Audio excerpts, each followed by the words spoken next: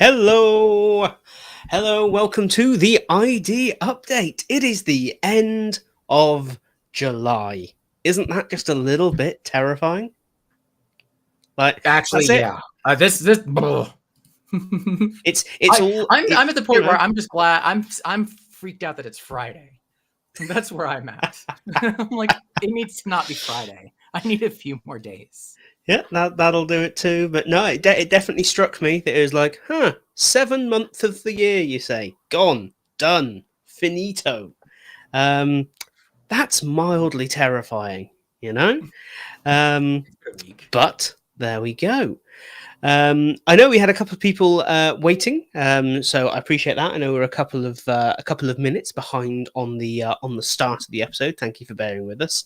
I'd like to say there was a technical problem. There was not. We were having a chat. I lost track of time. It's 1:02. We've been on for a minute. That's still late. In my books, that's late. Do let us know if the stream's coming through okay where you are on YouTube or Twitch or Twitter or Facebook, all of which, according to the platform, are working simultaneously. I'm on YouTube and I see it, and I muted the mic so I can listen to the audio, and it looks just fine. It sounds just fine. Good stuff. Do let us know in the chat because YouTube has taken away all the useful metrics. I think from what I can see, I can no longer see how many people there are in the stream or anything else for that matter. I can pretty much just see the chat. So do jump in and let me know where we stand. So, yeah, I think today's going to be a bit of an interesting one. It's a solid topic, I think. Job descriptions, interviews in the ID world. I'm sure we're going to talk about, overall job searching and that whole world. And in terms of EdTech, like updates have landed this month. Like, it's nice to have a week where like both sides are not some sort of joke. Right? Like we have, like, it's either we do our fun topic of things and we're like, it's kind of been a slow month. No. Or if there's a lot going on, it's like, it's a code freeze. Nobody's doing anything. Now both have some meat to it. Well, yes, and we will dive into all of that. But first things first, let's roll that intro. There's only one place for the breaking news in the world of instructional design. The ID Update with Tom and Joe. All the news you never knew you never needed. Only on IDT.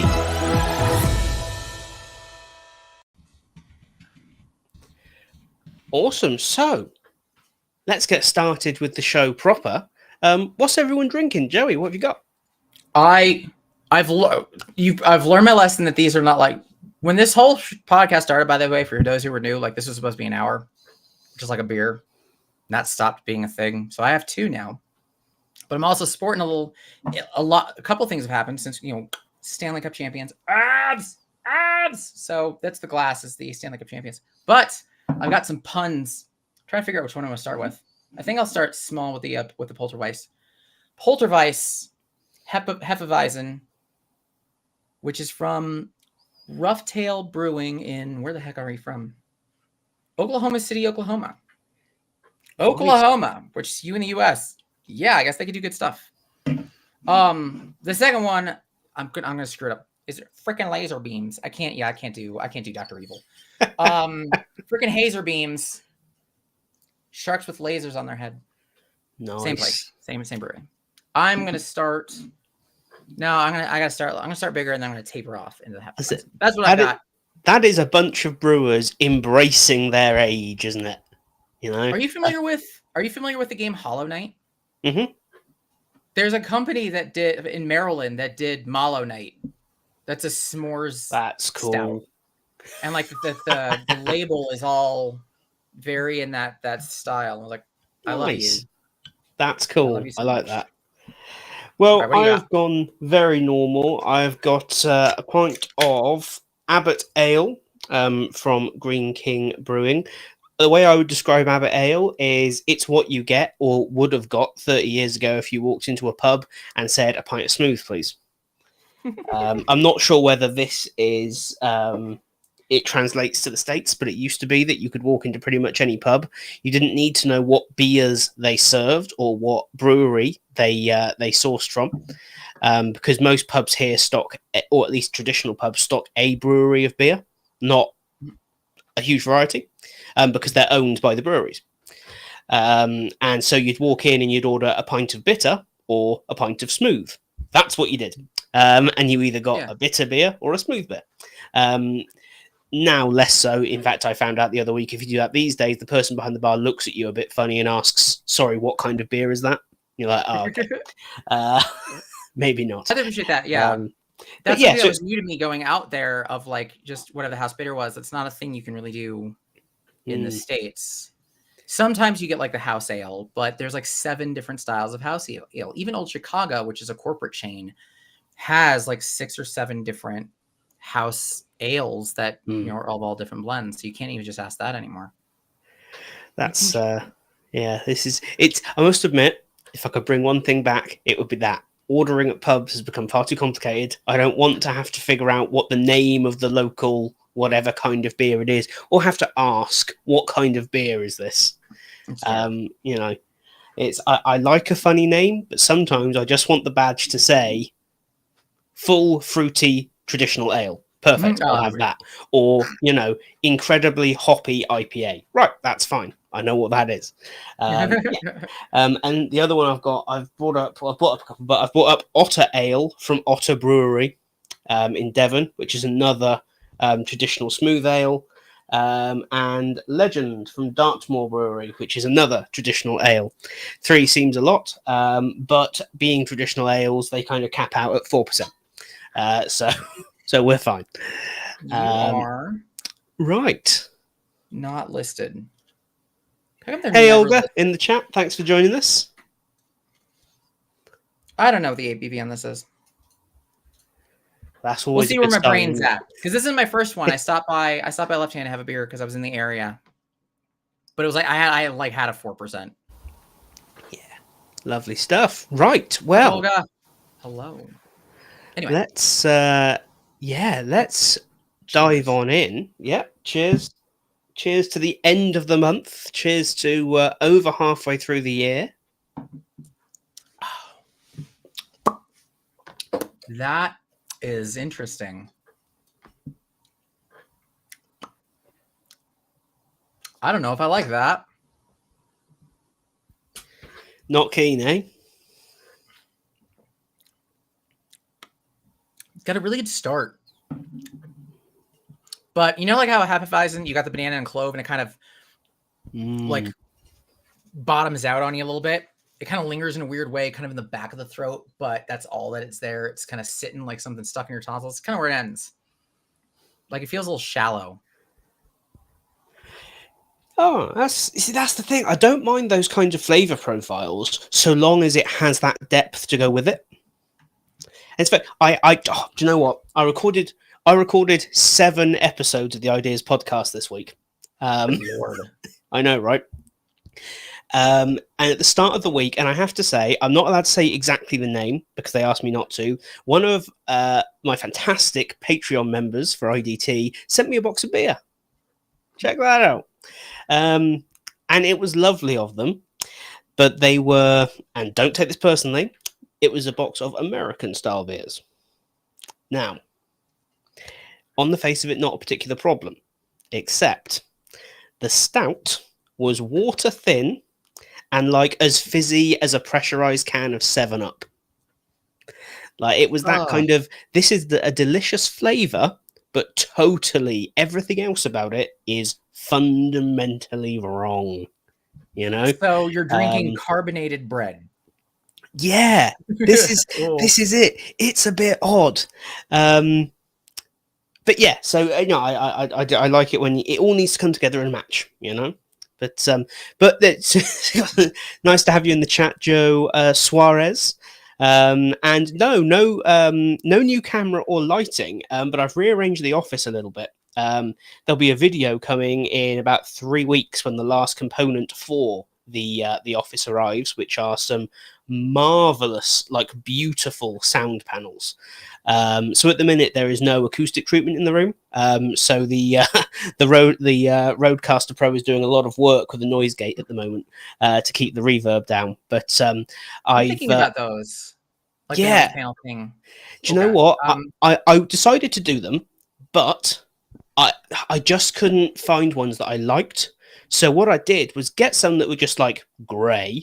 But I actually commissioned a local artist that I used to work with back at Big Yellow Self Storage, actually, and she's painted each of them oh, cool. as like fantasy characters. So I've got like one that's covered in goblins, one that's got like a kraken dragging a ship down to the bottom of the sea, one Nice. that's a freaking owl bear, the greatest of all D&D monsters, because no one ever expects to go, oh, what's behind the tree? It's an owl bear, and everyone goes, oh, how bad can an owl strike be? And it's like, no, you're all gonna die. It's awesome. So I've got that, and then like 4 slightly smaller ones that are all like different kind of locations. They look amazing. No, I love done a that. phenomenal job. The company that yeah, I'm looking at is a company called recordstands.com. They do the hexes, so you get kind of the beehive. Yeah. I really like the beehive nose panel thing, and I kind of want to do that in various places around. This is, and the biggest thing is just remember not to cover your room in foam. It looks bad, and it's not good for audio either. You don't want to kill every little bit of reverb in the room. Just drowns it out a little bit too much. Doesn't just quite sound natural. I grew up a church kid. Oh. So the cheap church solution is always you get grandma to knit you a quilt thing. You buy some like you buy like a bunch of plywood, you put cotton balls, and then you wrap it up, and then you hang that on the wall. And it's great, but like that's like the only way that I thought you can do it. So for those of you who do content, like have your own little studio for whatever, there's some really cool sound or acoustic solutions out there that look pretty solid. Absolutely. And most importantly now, unlike in the old setup, I have a desk dedicated to painting toy soldiers, which perhaps wasn't the most important thing to add to my office in the world, but it's there, it's up there, it's here now. So that's why it looks a little bit different. But overall, I think the light bounces around the room better this way. So that's probably where the difference is. That, and I've switched to running the camera on SDI rather than HDMI. Which shouldn't, in theory, make any difference to the picture quality, but I think it has. But I don't quite know why that would be the case. Whatever, you look better than I do. I'm flushed out and don't understand cameras, and I don't have any money, and my ring light is nailed to the wall.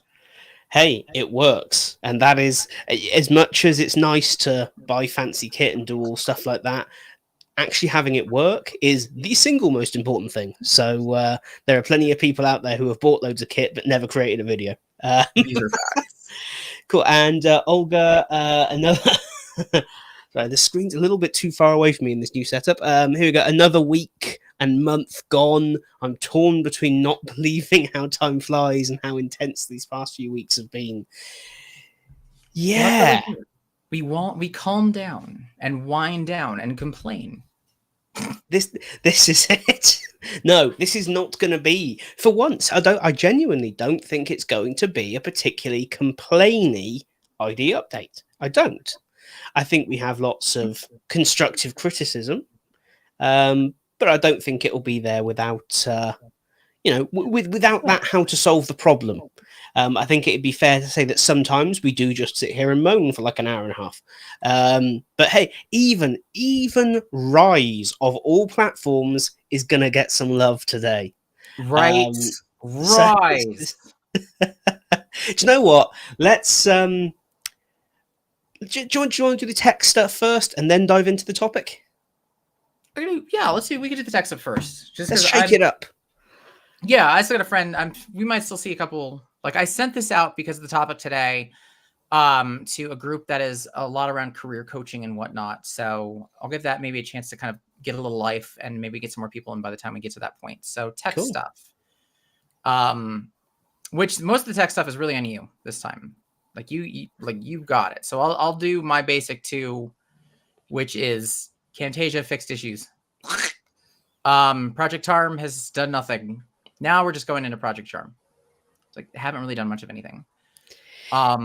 Yeah, I mean, on Project Charm, Joe Suarez in our audience today did a good video on that, describing it as the Cybertruck of e-learning authoring tools. Technically, it's a thing, but no one's seen it. It's just Adobe stood there going, "It totally works. It's totally a thing. It's about to launch. Don't look behind the curtain." It's the best. This is it. I'm not sure if anyone looks at the wider tech space, but it's a bit like as well at the moment we've got Intel and their new GPUs they're launching, Intel Arc. And they basically they went to show it off at a show. And what they did was put a GPU in a glass case that turned, didn't plug it into anything, didn't show it working, didn't even power it on. So natural. And then they went, it works, it's awesome, it's ready to go. And it's like, then why is it not plugged into anything? They got all the flack in the world for it. And then they had to fly like 2 people, one of the people who worked on the actual GPU architecture and one of their lead marketing people round to all the news outlets, all the YouTube channels talking about it to try and reiterate and show it working. I feel like Adobe's kind of pushing themselves into that space now. When they do launch it, no one's gonna be like, yep, this is well done, because clearly something has gone wrong. It's like I mean, that's an investor play. That's what it is. Like, you know, it's the same reason that you don't put a movie out to reviewers. Yeah. Before you put it out there, is because of the investor play, because you can sell everything and then backtrack on the idea of like, well, we don't have to, there's nothing to be accountable for. Like, you see the nothing that exists out there that we have to be accountable for. Everything's fine. So that's probably a darker perspective, but I've been spending a lot of time in the TCG, you know, the trading card game community, and that is a way that it is being done. And I'm like, I don't like it. Anyway, that's Project Charm. Storyline. I'm gonna just sorry, couldn't resist. I forgot that you have sound effects. Storyline. Some things that there's like a sad like RIP to this. But they did a couple things. You can scrub the timeline a little better with like, you can see when timed elements appear and disappear on the stage without previewing the entire slide, which I think is, I don't understand why, because you could just move on the timeline. What they need to do is make it so the timeline is the little slider bar is slidable. Like, do that.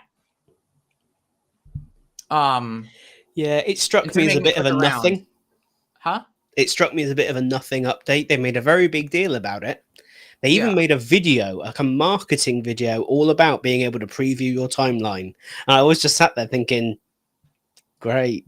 I mean, stop. Oh. View and adjust the duration of object animations right on the timeline. I'm cool with that, actually. I like that one specifically because that's something you can do in Camtasia pretty easily. Like, if you want to do a transition, you can do a slider bar. There's a lot of you can do it really easy. I like that. Quickly toggle between an object's current state and its hidden or disabled state.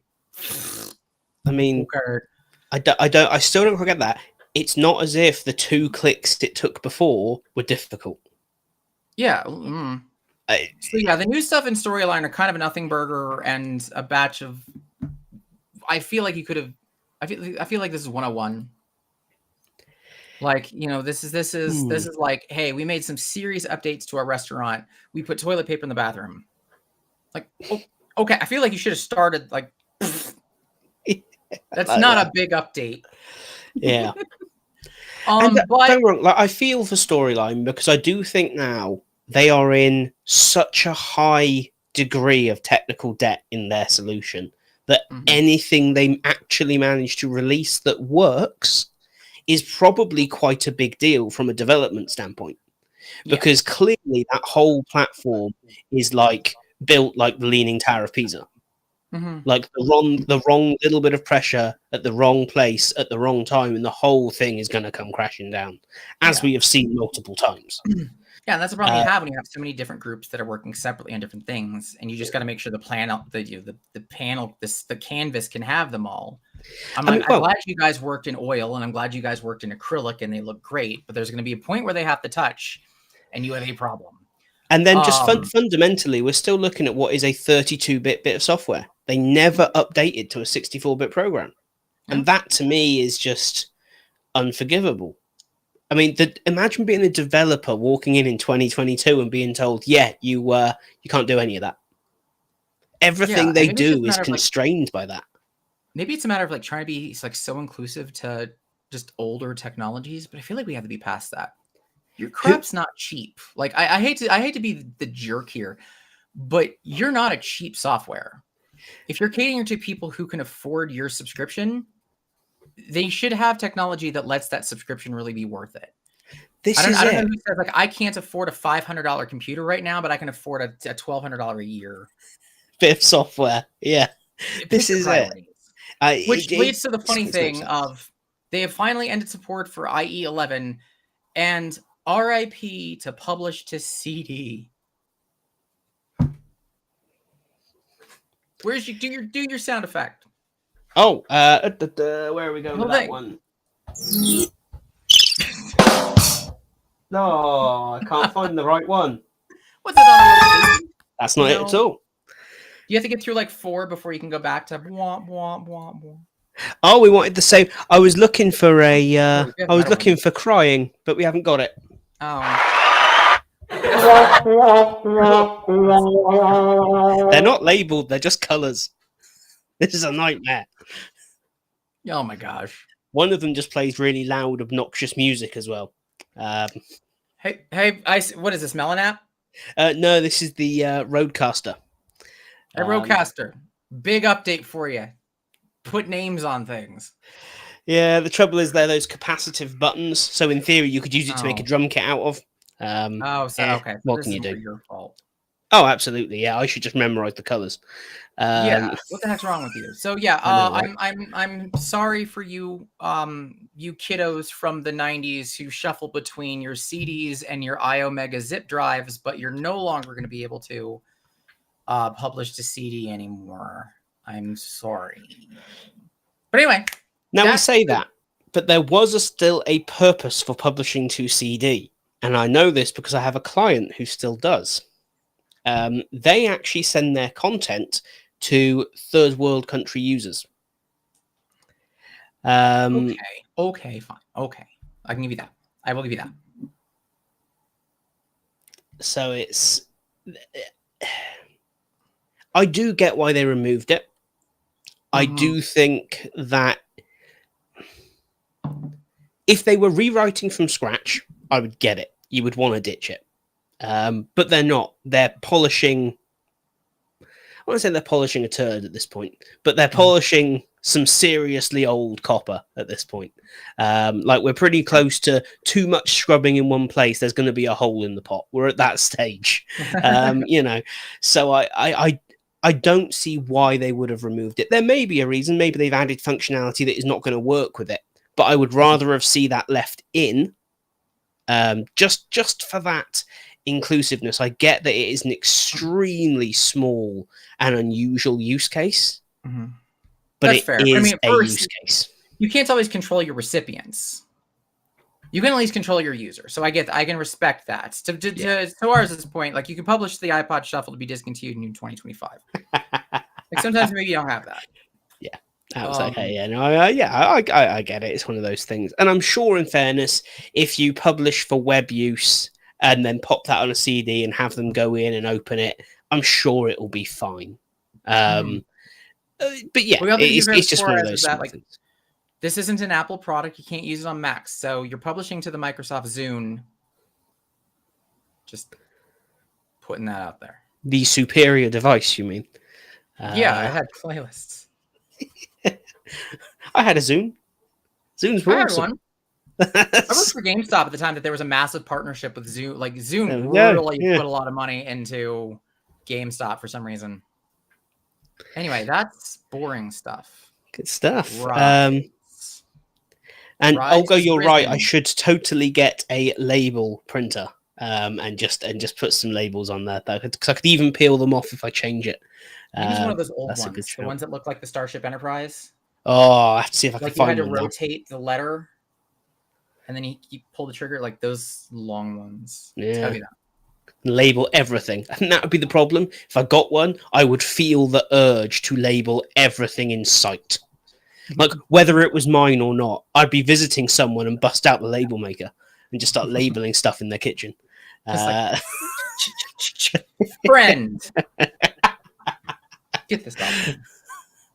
Awesome. Rise, Articulate Rise. Yeah, right. Get a bunch of stuff. This is your show at this point.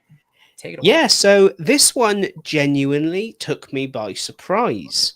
For two things. One, the announcement wasn't that e-learning brothers have bought Articulate Rise, because they've sure as hell bought everything else. But no, in fact, we've got a meaningful update to the. I guess we could call it an authoring tool, that is Rise. I said this in my video actually last week. I desperately want to love Rise. I really do. Mhm. On paper, it's got so much great stuff going for it. Cloud-based, HTML5, responsive, quick and easy to author in. Review 360 gives it kind of that all-in-one review and rework option. Review 360 has its own problems, of course. It lacks a certain level of rigor, but it's something rather than nothing. Yeah, it's gets enough of a job done. Yeah, Annotations would be brilliant, but whatever. Well, yeah, but my issues with Rise have always been one, the level to which you cannot change stuff that there is no reason you shouldn't be able to change. Prime example, I want to create a full width background image, or I want to put a full width image block in there. I cannot decide. Apparently, I cannot be trusted to decide how the image is displayed. I'm just going to upload an image and Rise is going to decide for me. What kind of bullshit is that? If I've created a banner image and I upload it as a full width image, guess what bit I want them to show? The whole image. That's the point. If the image is deeper than what's on the screen, make the object deeper. Don't just crop my image down for me. I should not have to go through a whole palaver of underscore, no process, underscore, image to stop you compressing it into oblivion. This is not how programs are supposed to work. The learning curve between the basic UI and actually getting the most out of the UI is night and day. This is it. And nowhere does Articulate document it. That's what annoys me.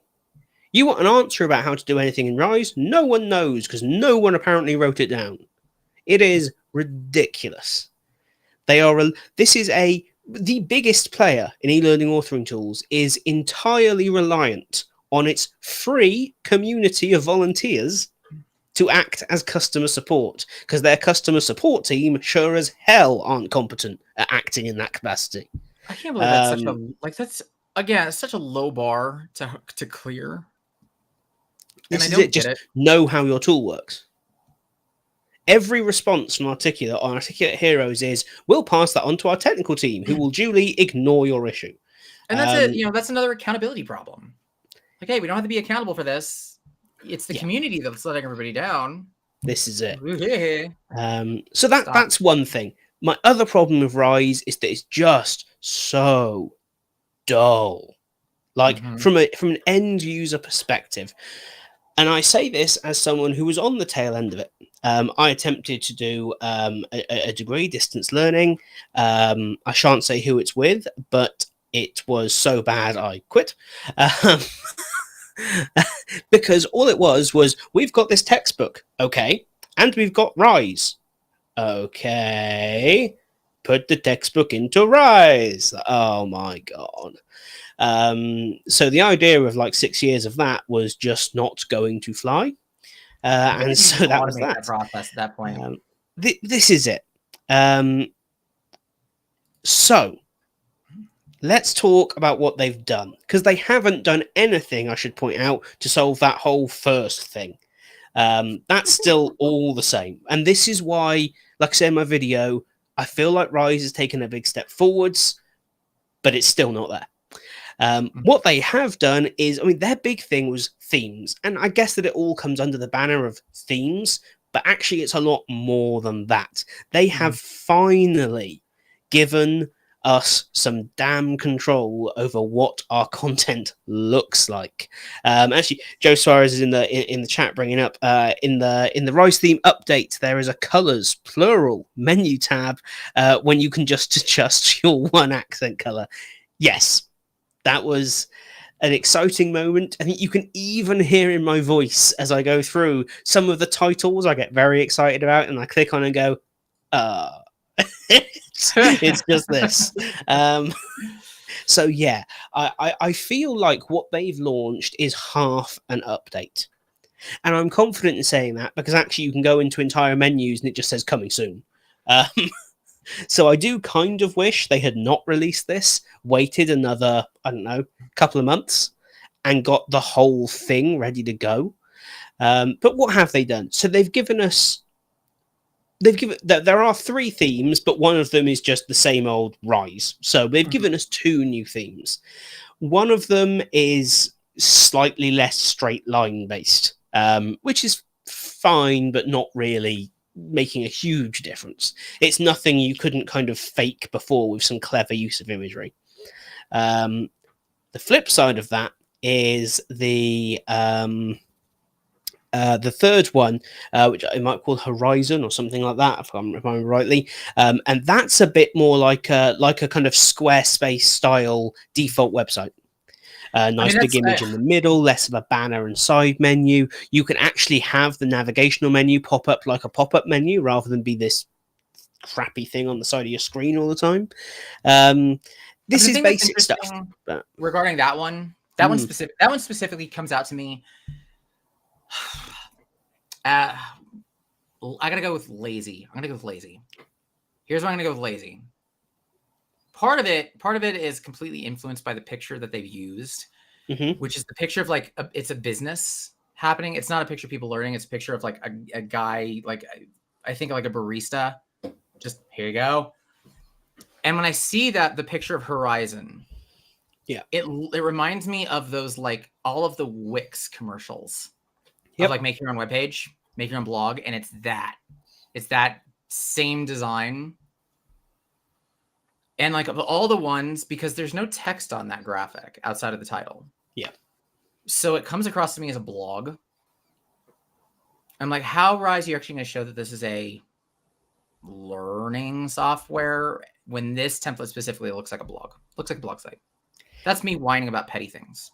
Yeah, and this is where, for me, this is less about what they've done and more about the promise of more. I think that's for me is what I see here. They have clearly invested the time in figuring out the fact that CSS does actually work. And because your tool is based in HTML5 and CSS and JavaScript, you can give people control over what it looks like. I mean, don't get me wrong. I would love to see them make it a drag and drop interface for designing things. I would love to see them allow me to, in more detail, adjust padding. So not just padding top and bottom for the block, but actual padding for objects within the block. Right. You know, I don't think these are insane requests. I think it would make a big difference. Because I can show it off. Oh, there we go. Of like there. But like that's a blog introduction. And then the rest is the same. It's the same. Yes, I mean, there's no excuse. That's not even centered. Yeah, I mean, why they've left that stupid side menu on, I don't know. For me, the pop-up menu was a big winner. For me, that covers the whole screen and acts like a menu. It's like I said, I have no particular issue with what that looks like. I don't think it looking like a blog is a big issue. I would prefer it to look like a blog than to look like a Rise page. Fair. All right, You I'm know, happy to do that. That is fair. I think realistically, and this is the thing: if you were using Rise to deliver your content, you didn't really give a shit what it looked like anyway, because it's Rise. I have an employer. I should a post employer. I wish you could talk to. This is it. If genuine, like, I'm not saying you're lazy, you've done bad work, but No. and genuine, no, Rise does have its place. Like, if I needed to produce 20 odd courses and I was in house and I've got a couple of weeks to do it, damn right, I'd be reaching for Rise. I'd actually reach for Evolve, but only because I have access to and know Evolve. You know, in most organizations, you've got Storyline and you've got Rise. You ain't going to be producing that many Storyline courses at that pace that are even going to be functional. So you use Rise. Totally get it. Yeah. But you do not choose Rise because of the visual design opportunities. No one does, right. I don't think. Now, the flip side of that is, and like Nicole Ralph is a great example. She has done a lot of work to make Rise look better. And it does. Her work looks really, really great for Rise work. Okay. But that's because Rise is the limitation that she is working around, not the tool of choice. You know, a lot of the things you have to do to work around it actually end up becoming accessibility issues. Because you end up having to use images when you should be using, you know, text or, you know, whatever it should, you know, whatever you should be doing, you have to kind of sidestep to make the visuals work. You struggle to get both. I guess all things considered, I got a follow-up question to it is like, yeah, should they care? Like, you know, the concerns that you and I and others have with Rise are very aesthetic, very graphic design, very production design, production value. It's the similar case for Camtasia, where Camtasia is a video assembly tool, and I see it very much as that, and that's where they put their energy. But if you want to edit and get into specifics, you've got better tools, and we know that. But I don't think that's why you're here. Yes. Is it that bad of a problem for Rise? Just like, we did a little more. Like, we gave you a couple more options on your GeoCities page. This is it. I genuinely think Rise doesn't need to be the be all and end all. It could be, it has the potential to be, but from a product perspective, there's just no need, I don't think. Which I think is why we will see a bit more. I genuinely do think this is the start of a string of updates to Rise.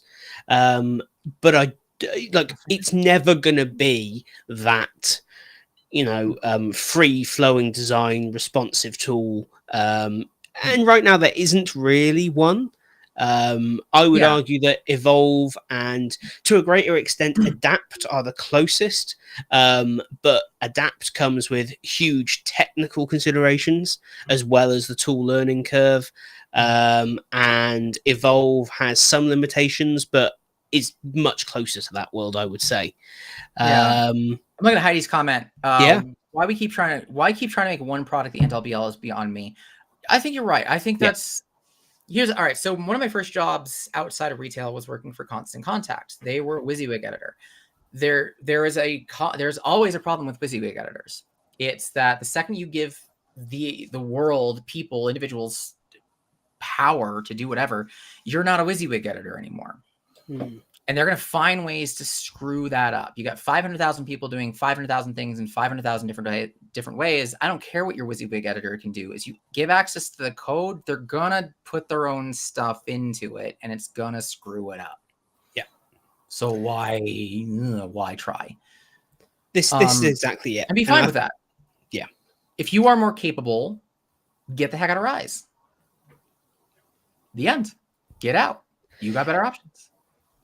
I think this is it. I think that's why I kind of think there'll be some more updates, some more options, but they won't be totally free. I think there's a good opportunity to give like some advanced options. Let's say they're hidden behind the advanced button, you know, or whatever it might be. Would you treat it like an asset library, similar to like what Camtasia does, where you have they give you some free stuff, but you have access to an asset library off to the side that have like custom things made specifically for Rise? I'm not going to lie.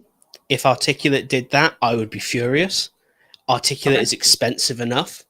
That's fair. Oh, that's actually very fair. I very much dislike the fact that TechSmith does that. but they get a slight pass in my book purely because their software is a one-off purchase. It still doesn't sit right to me that I have to then pay an annual fee for access to assets designed for the tool, but I can kind of swallow it when it's a one-off purchase tool, so That's long fair. as the asset library is being actively developed and grown, and I'm not talking one or two things a month. You know, Yes, for which that is kind of true because money, they leverage story. No, it's not story blocks anymore. I forgot who they leverage, but they leverage yeah. another This, stock thing. But that's yeah, fair. That's this a is fair I don't thing. mind that so much. But if Articulate is one of, because there are a couple of pricey things now. Yeah, it was about. It is one of the most expensive purchases you can make in the L&D space outside of a freaking LMS. Mhm. You know, I do not then expect another annual fee for access to what slightly better Rise functionality. Nah, sorry, not a chance. Fair That play. Yeah, it should be. It should I be a would feature rather that is they just included didn't do in. it. Full stop. Yeah, that's It's- fair. It should be included in because no matter what, I'm gonna want to screw with it a little bit anyway. Yeah. Like it's still gonna be on me. If I take your branded special cool assets, I'm still gonna need to brand them to my colors. I'm still gonna need to slot in my logo. I'm still gonna have to do my own work and kind of make it my own thing. Yeah, I can exactly. appreciate that for Articulate. This is it. And Kara's listening in the car. Well, I hope the roads are clear. I know you can't respond. Roads are clear, and I'm not sure why you've put us on instead of some music, but welcome to the conversation nonetheless. You're very welcome. I think it's you know what? I know why. Kara, and again, please don't have to comment, but because it's 3:42 p.m. in Ohio on a Friday. It is when everyone's saying they're going to leave early to beat rush hour traffic and it creates worse traffic. So she needs a reason to be angry. And sometimes we're a good place for that, I think. Because we're certainly heading there in the next topic.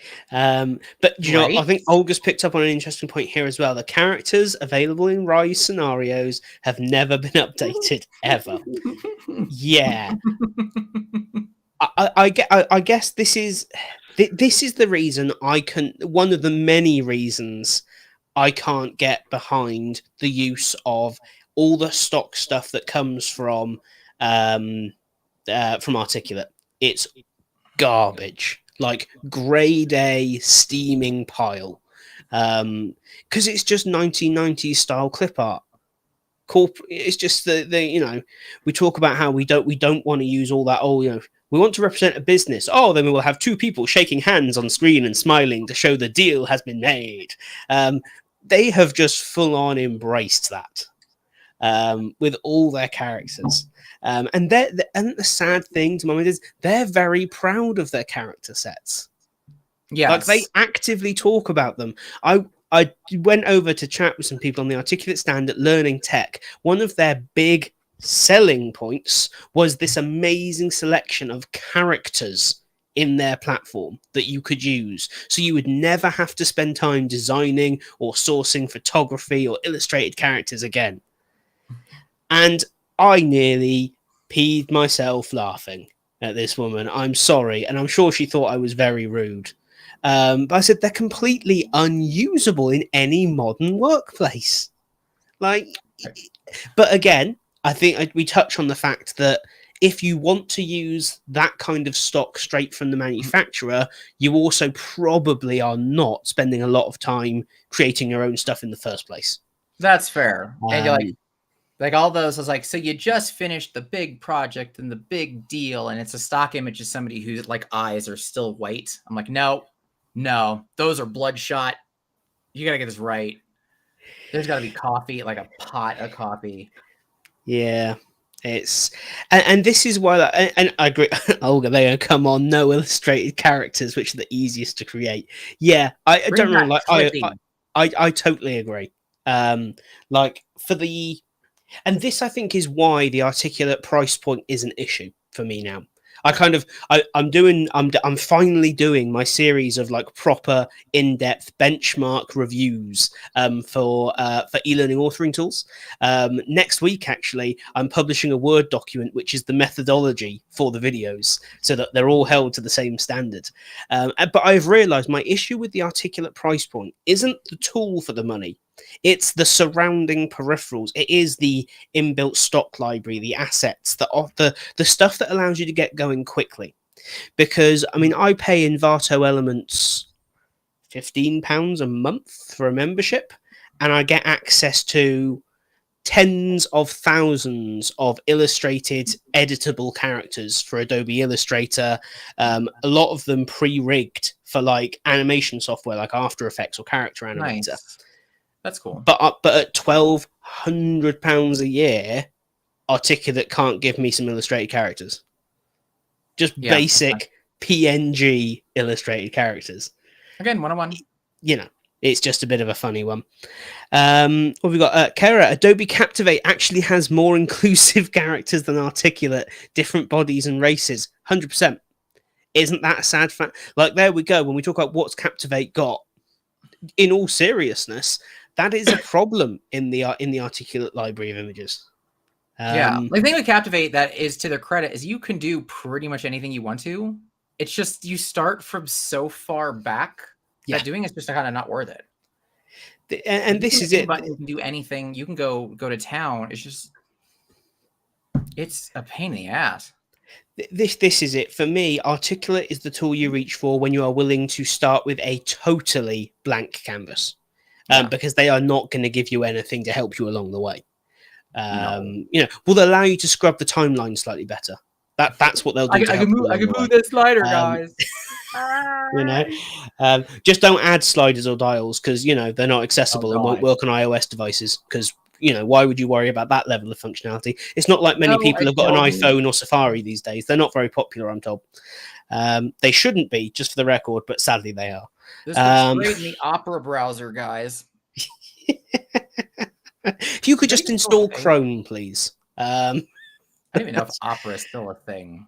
It is, but who uses it? Let's be honest. Even Firefox is a rarity these days. Let's be honest. People are on Safari, Edge, or Chrome. You know, normal people anyway. God glory days of Firefox. I know, right? So yeah, I feel like the tech space is a funny one. I kind of made a joke earlier that e-learning brothers are buying everything, but they kind of are. It's becoming a bit of a problem. I think very soon your options are going to be Adobe, Articulate, or ELB. That's it for the space, which is kind of sad. But hey, with any dumb, you know, when you have too many little players, or too many big players, it just means that you bring a bunch of little players in. It does. The trouble is, especially in the L&D world, little players don't work. Like, businesses do not bring in startups to their tech stack very easily. It's why Articulate still rules the roost everywhere. You know, even reasonably sized orgs like you know, Interlum backing it, Evolve and all this kind of thing, they struggle, not universally, but a lot of businesses will not even give it a hearing because it's not part of the tech stack. Right. I think it is a little bit and those big companies are already trapped in what they have, so they don't want to put in the effort to actually have to transition out of it, which is arguably why Evolve cannot get a leg up anywhere. This is it. I think I've had a lot of success bringing Evolve in with smaller companies and newer companies, or companies just starting, or they've reached breaking point with the storylines, the captivates, the whatever's it might be. But yeah, no, I think it's very difficult for an L&D team to change tools in flight. Very, very difficult indeed. Show me another way I can block ads on Android and I'll ditch Firefox. You shouldn't block ads.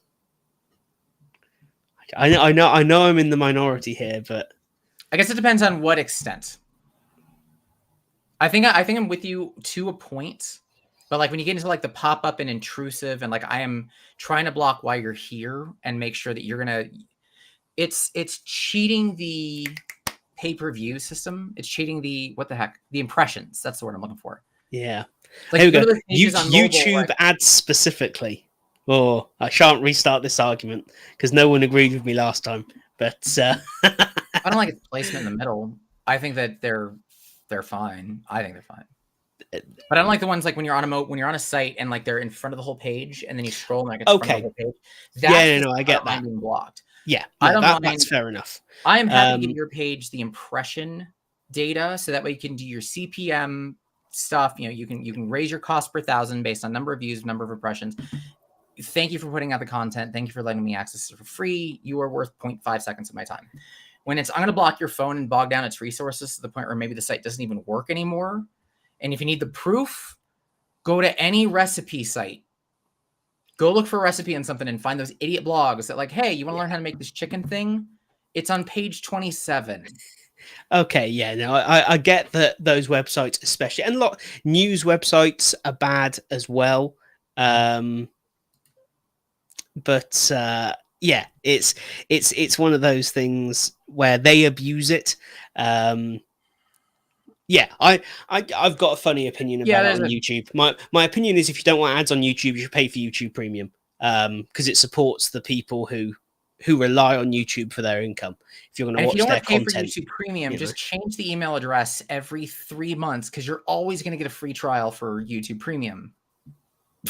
and just pay for it. It's like £8 a month. You know, services out there that are pay for the month, like oh yeah, it's a lot. You know, it's microtransactions, but bigger. Yes, no, I do get that, but I mean, we asked for it. This is the internet we chose. We wanted free versus paid for. Therefore, we got ads. You know, we don't want to pay big lump sums of money. Therefore, we get microtransactions. It's yeah. You know, if it wasn't popular with the grand populace, companies wouldn't do it. It's the sad reality. But yeah, anyway, we're not here to reopen the can of advertising on YouTube and ad block. You can go back to that episode if anyone's interested. I lost horrendously that discussion, but I stand by my view. So let's dive in to our main topic. 53 minutes in. Record. I know, right? That's good for us. We reversed it, so this is actually going to end the day. Yes, yeah, we've now got all the time in the world to talk about job descriptions, instructional design, interviewing, and job searching.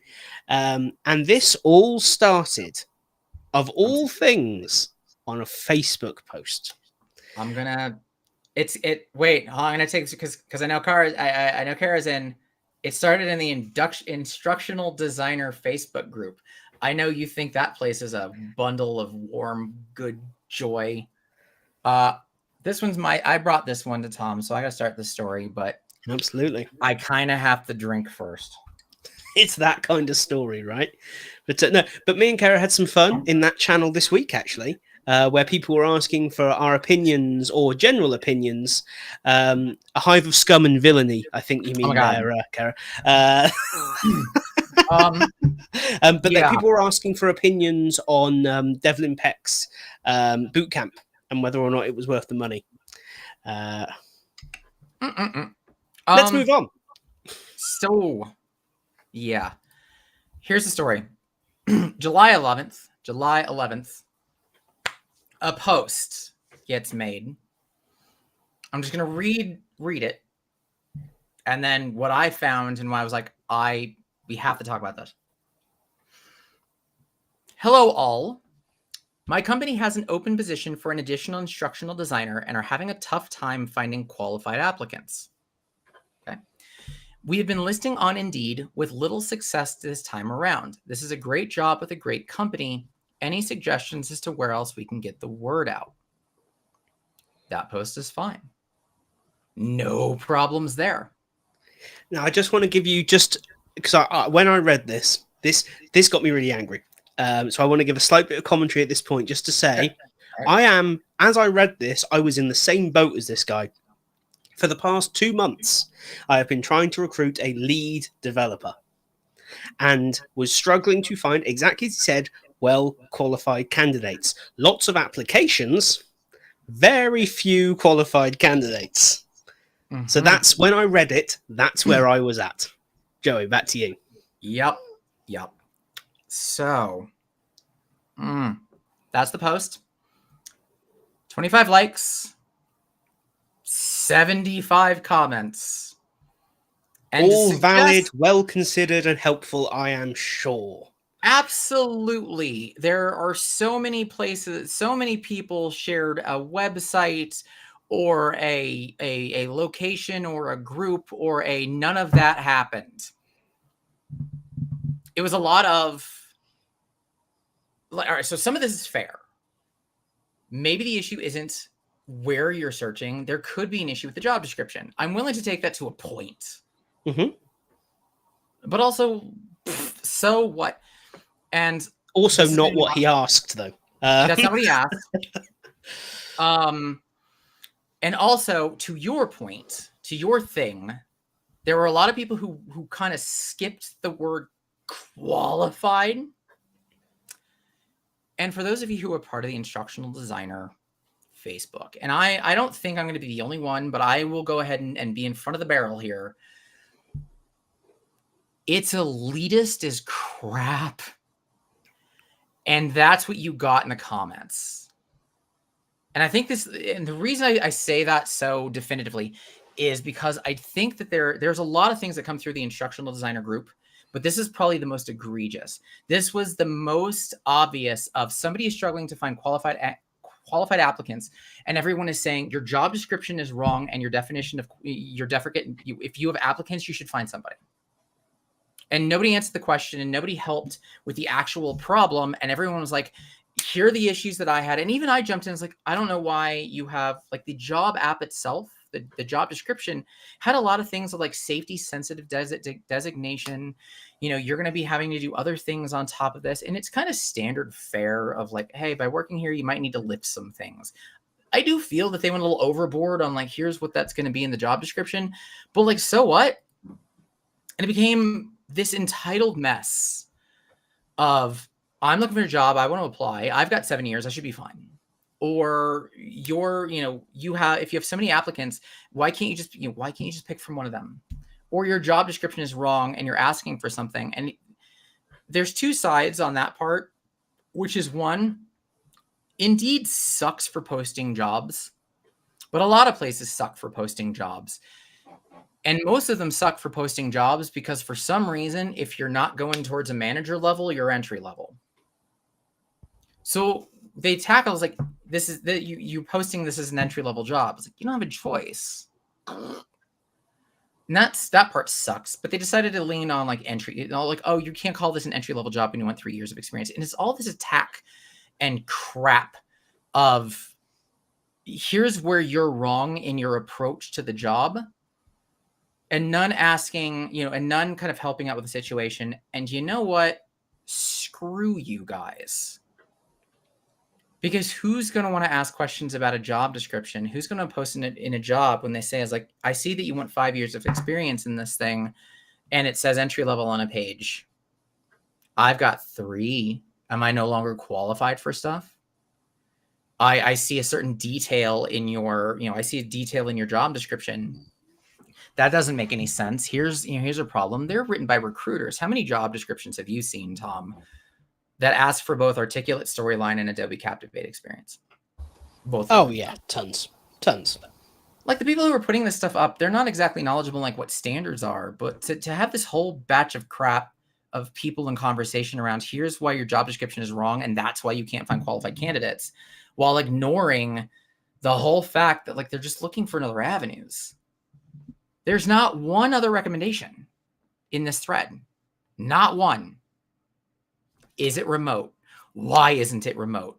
You don't post your salary information. Why would anyone apply without that? Change the title from specialist to manager. Shut up.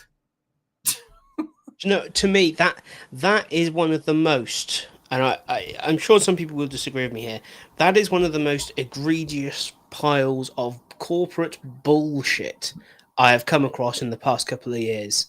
Putting manager in the job title, then you speak to someone and they go, oh, well, you're not managing people, you're managing work. You're like, so you mean I'm working then? So this is not a management position. I'm sorry, it's just, you want to talk about, oh, well, they haven't put that. Like, look, I would much rather see the salary in a job description. I would. Even a range. However, Actually, in Colorado, it's legally required to have a range. fair enough. I dislike ranges. A job is worth what a job is worth. It actually doesn't matter who you hire. If you hire someone into that role, they should get paid what that role is to your business, not what that person can negotiate from within a range. I also think that's a personal opinion. It's also the same reason why if I ever see a range, they say, so where in the range would you like to be? I pick the very top number. If you're going to give me a range, why on earth would I pick anywhere but the top?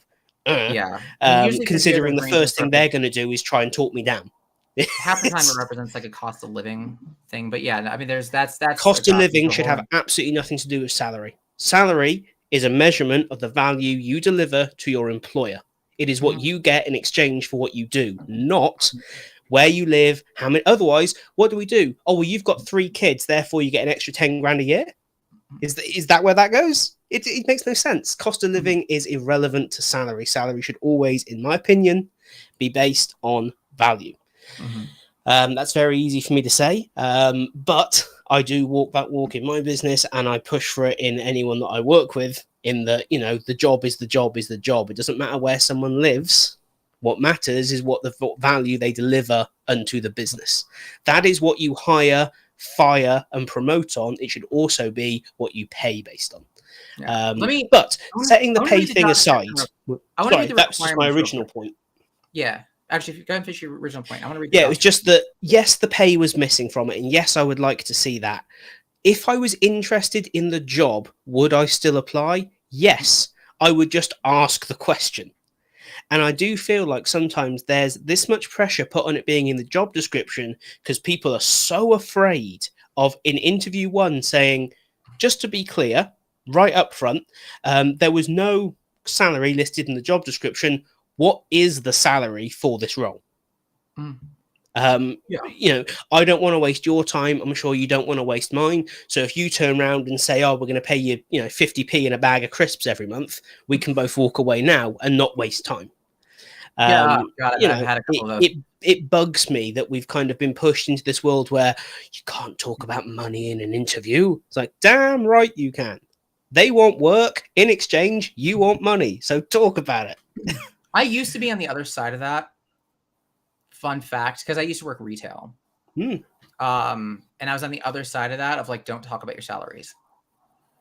Because when you're in that level of such a dynamic experience, people are genuinely worth more for doing kind of the same job, because the job description is so varied that I can trust people in certain situations.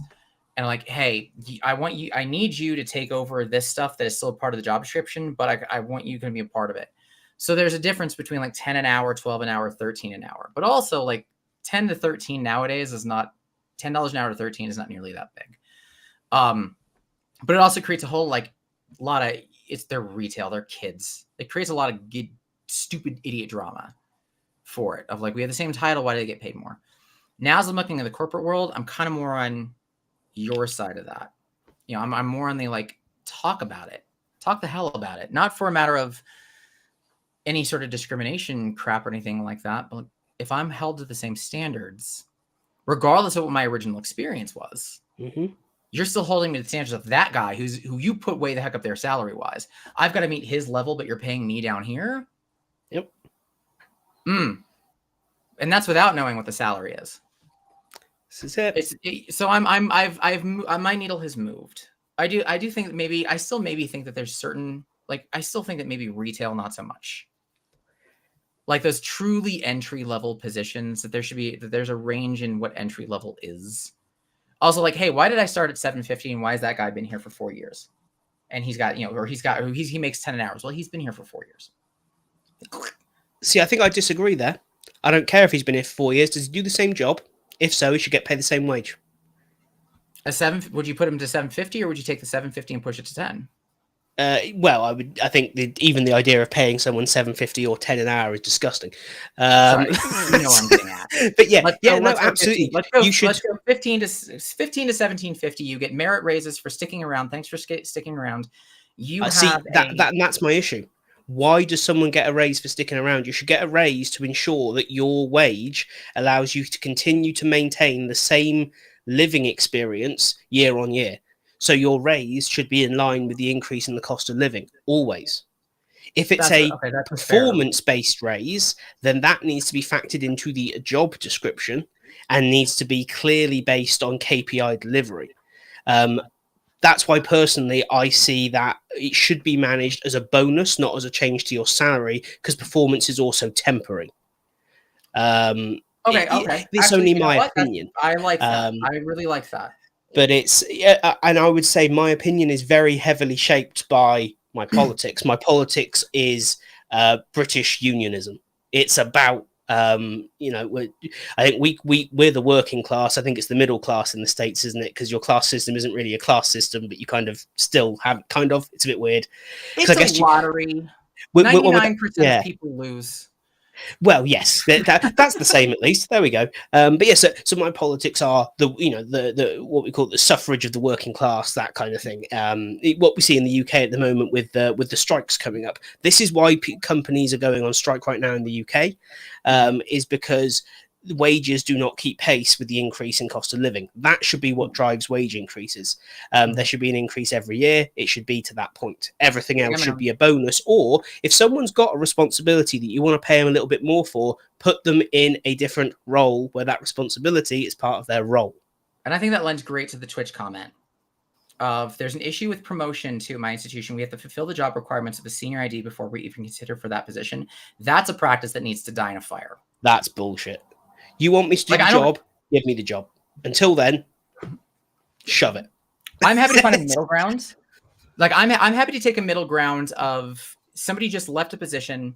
We need somebody to take on those roles, but while we find somebody, and you're kind of the only one here to take those.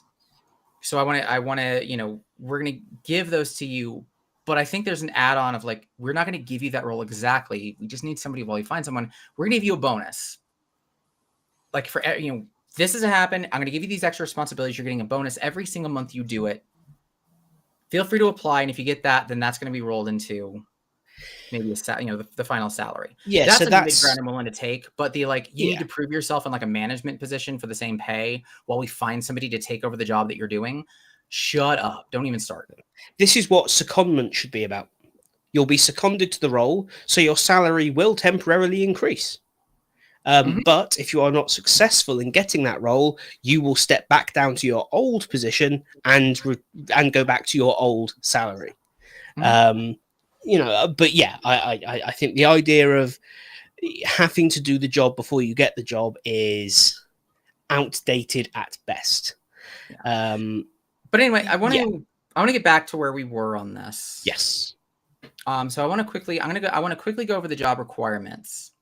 I'm just going to blast through because the reason that I wanted to bring this topic up wasn't necessarily to slam elitism a little bit. And that's nice too. Elitism in the industry and that community more than it was to say there's not a clear line, a clear definition between job descriptions and what community expects. And I think weirdly enough, we've gotten to this point where there's community demands for job descriptions. And now the community is using them to attack people. And I'm going to go all the way back to the teacher problem. When you had a bunch of teachers who were coming into ID, and it was just like, what are you doing? And the standards that people were asking for were so asinine and so low. Of like, if you're a teacher that's coming into ID, this is all you need to hit, and it's this list. It's kind of this list that I'm hitting outside of like the number of years of experience. And now that same group of people are coming at a job description that has that exact list minus numbers of experience and saying your job description is wrong and that's why you can't find qualified candidates. Shut up. Here's the list. Bachelor's degree required. Also stop with that. 3 years experience in graphic design or related fields strongly preferred. Okay. That gets in the goofy shit. That gets in the goofy crap. Here's the actual job. Experience in ID, SCORM packaging, Adobe Creative Suite, content development. Basics. Easy. Yep. You just not. I'm going to read them. I'm not going to. I won't do commentary. You just nod your head when these are wrong. Nod your head up and down if they're good. Side to side if they're wrong. Experience in ID, score and packaging, Creative Suite content development. Proficient in Captivate, Storyline, Creative Suite, or equivalent software tools. I'll jump in and I'm going to jump in like, that's clearly a recruiter just Wikipediaing. It's going to be one of the two. Excellent communication skills. Ability to retain an abundance of information in a minimal amount of time. That's actually a requirement I don't see enough. Adapts quickly and easily to new situations. Strong analytical planning, organizational, and time management skills. Proven ability to design creative, unique, and relevant content. Interpersonal communication skills. Ability to meet strict deadlines. Fluent in Spanish is a plus. Public speaking skills is a plus. Training experience is a plus. I mean, I think none of that's those bullets are a flag. yeah. That sounds like a perfectly reasonable kind of entry to mid-level role. Yeah. Like, yeah, I don't particularly see. I mean, it didn't even specify you must know this exact authoring tool, did it? Because you had the option for other equivalent tool. Mm-hmm. So I think that's quite a generous job description. Yeah, and they're like the issues having, they're having issues finding qualified candidates. Maybe there could be an argument of like, if that's your baseline is actually pretty simple, maybe there are some things that you are missing as far as the term qualified. Maybe the issue doesn't come down to those. It comes down to something that is not being, said here. Cultural fit. This is a manufacturing company. Maybe those decisions are weighed on how much of an understanding you have of like manufacturing. Maybe. I would agree. But I would also flag this from my recent experience. Oh, actually, here's something from Olga. I want to get your opinion also on those posts that have recently gained popularity on LinkedIn about how an ID position is not necessarily knowledge of authoring tools and more how can we bring ... She's only got 200 characters, so... Oh, let her go. There'll be more. There we go. That's fine. Other skills do the role for marketing data, like, right. Okay. Well, we will definitely talk about that. Yes. Let's finish off on this and then let's loop back to that because I think that's quite interesting.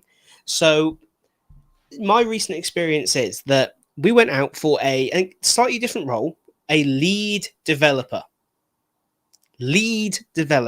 Not entry-level developer, lead developer.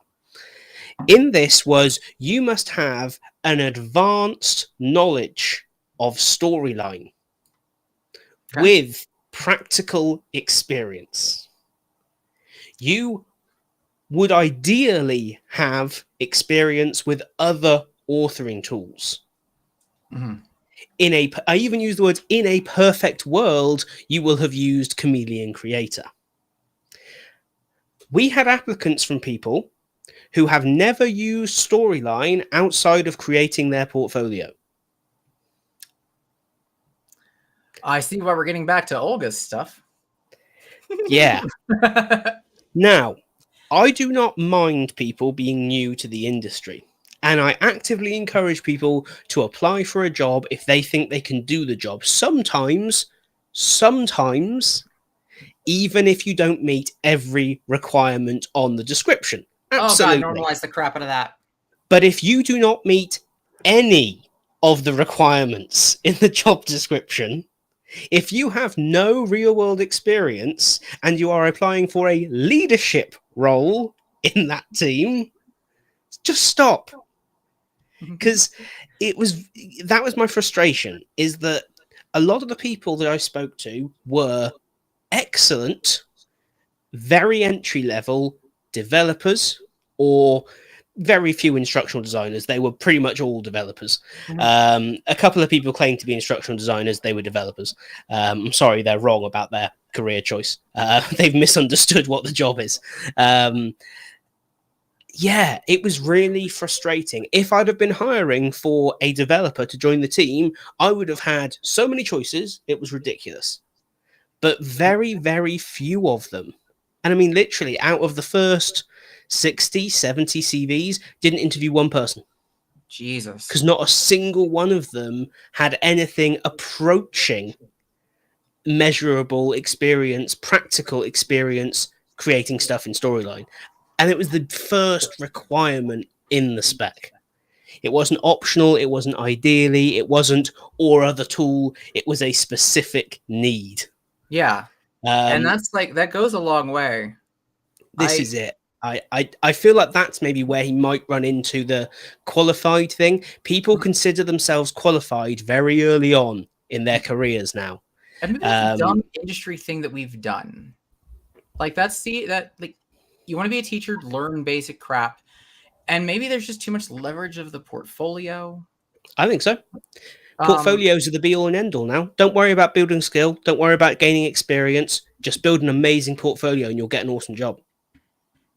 Yeah. I mean, you'll get a good one and then come back. I'm going to share, I'd like to share my dumb story. Go for it. Regarding my job situation. Because I tell you think what, fine. Just Especially before we do that, that, it's a matter can we cover Olga's comment first? Yeah. Oh God, yeah.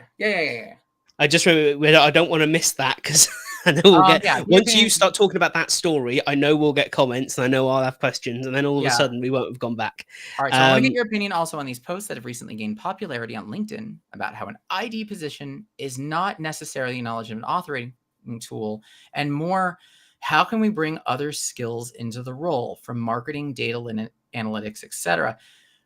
Can I take first crack? Go for it. Mind if I? You have an issue with that? Normalize adding marketing and data analytics into the industry. There's start one. You know what's really sad? A lot of the interviews that I've had in the past is I bring marketing and data analytics and an understanding of those as a way to amplify myself higher than other people, and it works. And that's pathetic. That is making the slider a sliding tool. That is adding toilet paper to the restroom, in my opinion. It's not normalized. Those things are not a normal part. Graphic design skills. This job asked for 3 years of graphic design preferred. That is a part of the industry. Those idiot academies out there, those people who are just like, here are the tools you need to learn. No, here are the practices you need to learn. Do that. Make that the standard. That's how you start that stuff. Have people watch the last 16 episodes of the ID update because we complain about it every episode of how it doesn't exist. Yeah. This is it. I think there are a number of things to consider here. I think one is the fact that I agree to an extent that at a conceptual level, in my mind at least, I do split apart development and instructional design still. Now, this is at a conceptual level of what the job is, not necessarily what you're being hired to do. There's a difference there. I see ID as everything up to development, and development as working with an instructional designer to take their outline, their storyboards, their ideas, and make them a reality, whether that's an animation or a piece of e-learning or whatever it's going to be. It doesn't matter. Even if it's a blooming board game, heck, I've done that. That's to my mind, that sits on the development side of things as well. Yes. Now, they are conceptually different. They have different skills involved in them. They have different practices and behaviors involved in them. Most instructional design jobs expect you to do both roles. For better or worse, that's just a reality of the corporate world right now. So, do you need to learn authoring tools to get a job as an instructional designer? I want to say no. No. But if you don't know anything about them and have no experience with them, I think you may struggle. I agree with that. You got to plan for it. This is it. It's a very difficult space. I think there are places that do it right. I think most of them are vendors. And I will use, I will use IAM as an example of this. No company is perfect, but actually it's a great example of doing this one particular thing, I think, the right way, where the development team is a development team. They work in authoring tools and they make things. They do not plan out syllabuses and come up with ideas and script and storyboard. Do you know who we get to do that? Professionals that focus on those elements of the job. Same with animators. You know, it's an expensive way of doing it, which is the reason I think in most corporate L&D teams it doesn't happen, and I don't think it's going to suddenly start. Can I give you a flip side? Go for it. On that one, specifically dealing with IM, and kind of to the point of, it doesn't matter. You need to have at least some understanding of the tools that are even down the pipeline. Sorry, the Toms. We're going to use an example. It's going to be on a phone. This is my screen. This is a screen. This is your computer screen. We have questions, and you get a background for a question. Like, here's the background you're going to use for a question. It's going to be like a page, and the question's going to like sit in a thing, a confined space. And the question is like a paragraph long, and the answers are like a paragraph long, and the space that you get on the screen is like this much. Yeah. And that's one of those like, hey, illustrators, animators, whoever, I'd like you to have some basic understanding of how text works and how, you know, I'd like there to be some connection there. Yeah, that's where this is value is. I think just even that little understanding. Yeah. And I think in fairness there, you're seeing a weird combination of I'll say this now from an IAM perspective, we don't design for mobile phones because our users don't use mobile phones. Our users... This is a computer screen too. It is. How many frontline employees do you know that are like, yeah, totally, I'll install the LMS on my phone at work and do that? Fair. Okay. This is why the mobile revolution for e-learning died a death. When every employer went, you'll just use your phone, and everyone went, fuck off. So yes, but I do agree with you that whilst as an instructional designer at a conceptual level, you do not need to be a developer. I do think there is great power in having a very fundamental understanding or foundational understanding of what the various tools are capable of, because then you can advise around, you know, how the solution will be delivered. I dislike the idea that you can know nothing and go, oh, the developer will just figure that out. Yeah. Let me ask you. All right, I'm going to ask you point blank. I was originally just going to come up with a hypothetical, but I think I'm going to ask you. Yeah. What would you rather have as a lead developer? You're looking for a lead developer. I have 5 years in the industry, but nothing, you know, and I've led teams, but I don't know the tools that you mentioned. Okay. That's person A. Person B. I have 1 year in the industry. I'm kind of new, but I know all the tools that you mentioned, and I have proven capability of connecting kind of what one tool needs in order to make the other one work. What would you rather have? More experience, no tool knowledge, less experienced tool knowledge? That's real tricky. Really tricky. Bring it up if we're looking for an answer, because I feel like there's elements of that's kind of what you got, and that might be what this person got. Yeah. So if I had to, in this very specific scenario, if I had to make a choice between those two things, I would go for the tool understanding with less experience, purely because that is what's needed in the role, because they will be working directly under an experienced head of learning, says that person, who is going to very much still be very involved, but doesn't want to and isn't best placed to be the tool person. It's not what they do, really. You know, I use that as an example for myself. I am a competent developer, but I am not a developer. That will never be my chosen career path. I'm competent because I've had to develop competency, not because I get excited about authoring tools. You know, what I'm looking for specifically in this context, in that developer role, is someone who is excited about authoring tools and authoring tech and the ed tech space. And when I say to them, hey, Moodle, we need to fiddle about with something, they don't want to throw themselves out of a window, because I do. You know, I get excited when I get to sit there and, action map a new course, or, get with a client and discuss something, or try and attack a real problem. But that's not what you want in a lead developer whose job is to sit in the background and work with a team of people who aren't going to be out there at the front shouting and waving a banner. There are scenarios where the opposite would be true, but just not in this particular one. I'm going to follow up on it. And this is going to kind of lead to the last couple of comments in here as well. It's a matter of same situation, same concern, same two people. Who's more moldable? Is it a matter of, because this is the issue that I have, for me, I'm an ID.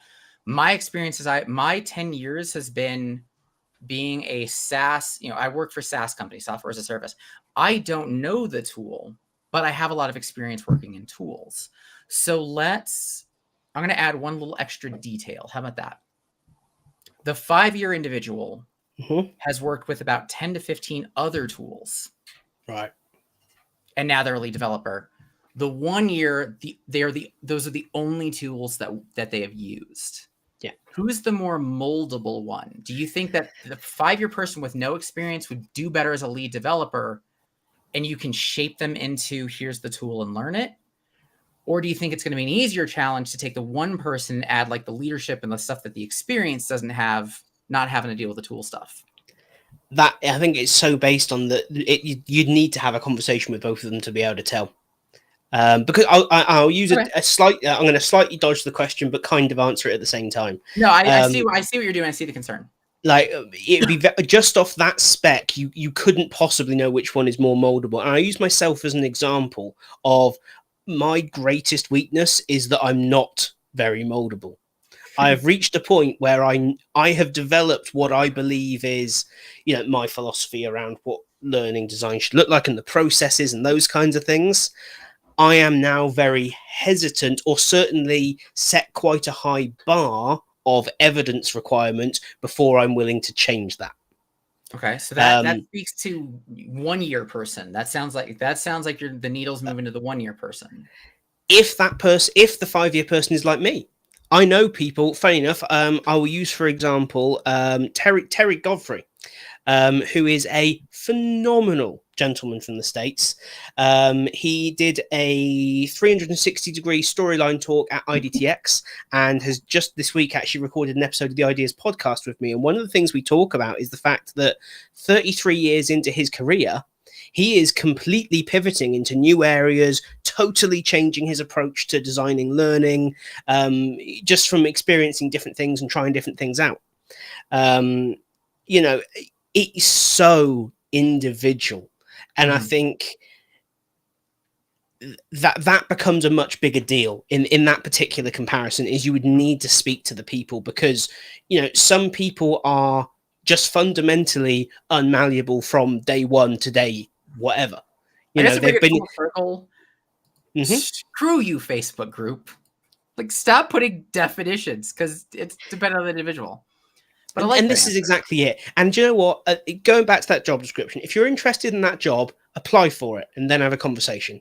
I'm a bit fed up about the world wanting the job description to be so clear that you don't need to ask any questions. That's like expecting that from a CV. It's not the job of the job description or the CV to answer every questions. Both of them is the job to give basic opening information. It's a starting point, not a definitive end of a conversation. Yeah? If you expect that...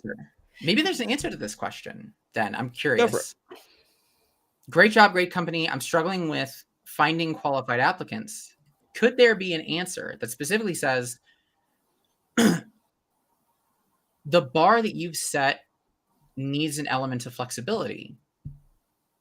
And just think about who you can mold into what specifically you need.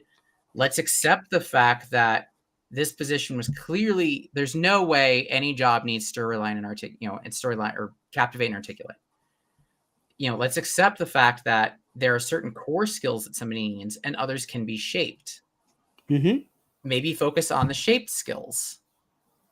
Like maybe there is an answer to that. Individuals, like maybe your definition of qualification is perhaps I'd be curious of how far you move the needle. Did you hit every bullet or not? Are you looking for somebody who hits every single bullet or not? I don't think even I hit every bullet. No. No, I hit every bullet. But that's different. Yeah. But like I don't need every bullet because this was a job description written clearly by a recruiter. Yeah. Who did some basic things as proven by Captivate and Storyline. The job, I do think that job description does not call for both. It calls for one of them or something else. Mm-hmm. I think everyone's misreading that line, which is one of the reasons I got so angry about it. It fair. Doesn't ask for both. It asks for one of or another equivalent tool. That's or true. Another That's equivalent true. Tool means that is an or statement, not an and statement. Mm-hmm. I get that is somewhat pedantic in terms of use of grammar, but that's also how the English language works. And if you're not going to read something, you can't criticize it. You know. You know what? I have to kind of counter that because I've had enough interview ones with the recruiter as you know the pre-qualifier, the pre-screen, mm-hmm. where what questions do you have for me? What's the actual tools you're using, and it has to go to interview 2. Like not even the recruiter knows what are the actual tools of this list. Yes, it says and or. It says or. The word or is what lets any of these things happen. But I can't even speak. Like I can look like a bad candidate because I have much proficiency in one, not enough proficiency in the other, and the pre-screener doesn't know which one matters. Yeah, I'm not going to lie. This is why I'll never use a recruiter for anything. I think they are the worst thing to happen to the jobs market ever. A lot of them are very nice people. I know some personally, but I'm sorry, your industry is a cancer to the world. All you do is get in the way. I don't have any problems with any of you, but you're the problem. Yeah, literally, the recruitment industry's job is to put itself between employers and candidates and find a way of making money to do that. I'm sorry. As an employer, you put out a job advert and people apply to you. That's how it was for a very, very long time. And then we invented a need for recruitment agencies. Yeah. Now, recruitment agencies who deal in contract and freelance work, absolutely. I get that. I get the model. Recruitment agencies who deal in full-time employment, no, I'm sorry, you are just in the way. You don't know anything useful about the employer, so do not speak to the candidate. If you must be involved, take their CV and pass it to the employer. It is not your place to screen anyone for any reason because you don't know what the fuck you are talking about.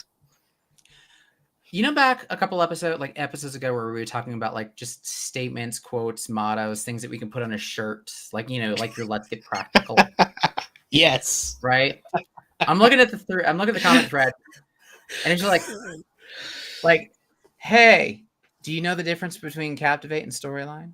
Like, and just like, that's just a big shirt. Or are you sure I need Captivate and in big letters Storyline? And Storyline. There we go. Yeah. There's a whole bunch of comments we've missed. I'm going to add, if you want to take those, I've actually got to take care of something real quick. So I'll be back like in a minute if you want to kind of cover comments. Sure, I still want to tell my employment story because it's really funny and oddly fits in this space. Yeah, no, let's do it. Absolutely. So I'll do some comments. We've got boot camps and academies. Let's dive into this. It's Friday. Why not? I'm on beer number 2. Now's the time. There are so many boot camps out there that promise the impossible things. You mean all of them? All of them do that. Though, of course, there are some that are transparent about not making magic. I know of one, if I'm honest. To shout out, it's Tim Slade. Of course, it's Tim Slade. Let's dive in.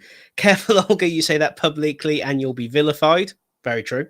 I've been told that you have limiting beliefs. Well, do you know what, Kara? What you need to do there is embrace a growth mindset.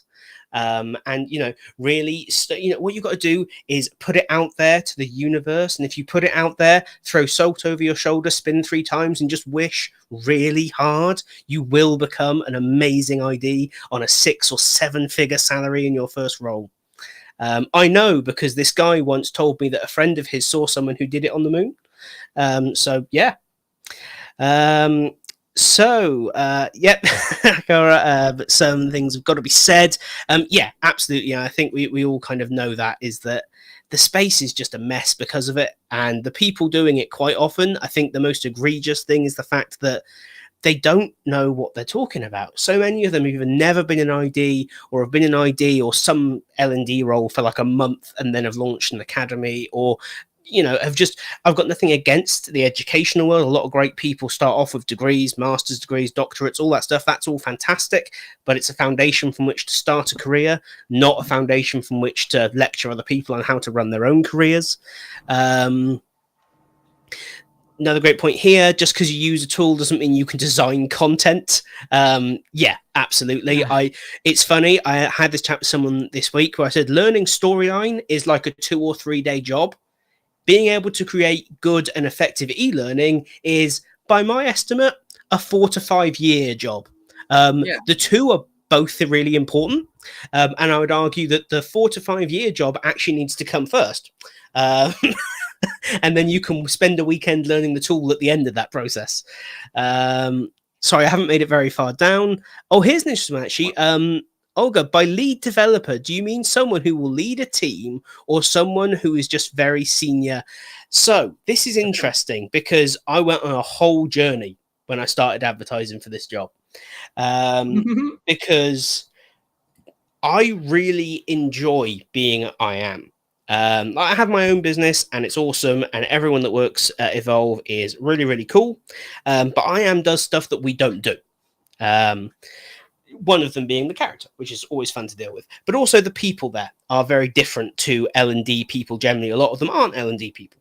But the development team very specifically gets delivered all the components. They just do the development, very specific role. Mm-hmm. So this job does have a leadership element to it, but the team is very self-sufficient, as you know, Joey. I'm one of those developers. Yeah, this is not the kind of leadership where you're like, let's get everyone together on a daily call. Because it's essentially like project management. Yeah, it's like, I'm going to make sure things are moving forward. Here are the things that are coming down the pike. This is it. It's quite a specific role. So in this, it is, I would say, more important that they are competent in the software a lot more so than they have tip-top leadership skills in the general sense, because the most they're going to need to do by way of leadership is, okay guys, it's the start of the quarter, let's all get together just so that we're on track with any major changes that are happening. Other than that, the team are freaking stars who just crack on. So you don't have to be checking in on them constantly. You're more there for something's gone wrong, something's going to run over, and just passing that up the chain. By the way, thank you, that team. I'm going to just thank you, that team. No context. They know the context. You know the context. Absolutely. So it's a very specific role, and that's why I say it's a little bit of an unusual one. The job description was quite specific for that reason. Yeah, I like it's an odd one. I'm going to skip scores. Is that lead is a title often synonymous with senior, like a distinction for an advanced role. And that's right, because you have, we're going to use this. This is the horizontal incline. This is the range of developer where you are entering, developer, senior developer, lead developer. Like, you've got to have some sort of incline before you get a whole new range that gets into like management and whatnot. Exactly. Yes. And that's the thing that needs to be appreciated. This is it. This role is more about leading the development effort as opposed to team management. The company is still internally very small. So, like, for instance, as the head of learning design there, I will still be the, if you want to call manager, although we don't often talk in those terms, of the entire function. The lead developer will lead the effort as opposed to the people, if that makes sense. Yeah. I'm looking at Cindy's. I saw a post yesterday of someone complaining about the 6-figure pay for an open role in a large global tech company. According to the post, her pay was too low. They were very wrong. That one's wild. I feel like, where was this? I've missed this comment. It's in YouTube. It's above my oof. The role was listing as here we go. The role was listed as oh man. I've got thoughts there. Okay. I mean, by all means dive into your thoughts. I just want to say this one thing. Go I for it. will never, never, and this isn't pessimism, this is realism. I will never attain a six-figure salary. Doesn't matter how hard I work, it is not going to happen Mm-hmm. because jobs just do not exist in the UK with that salary attached to them where you actually do something.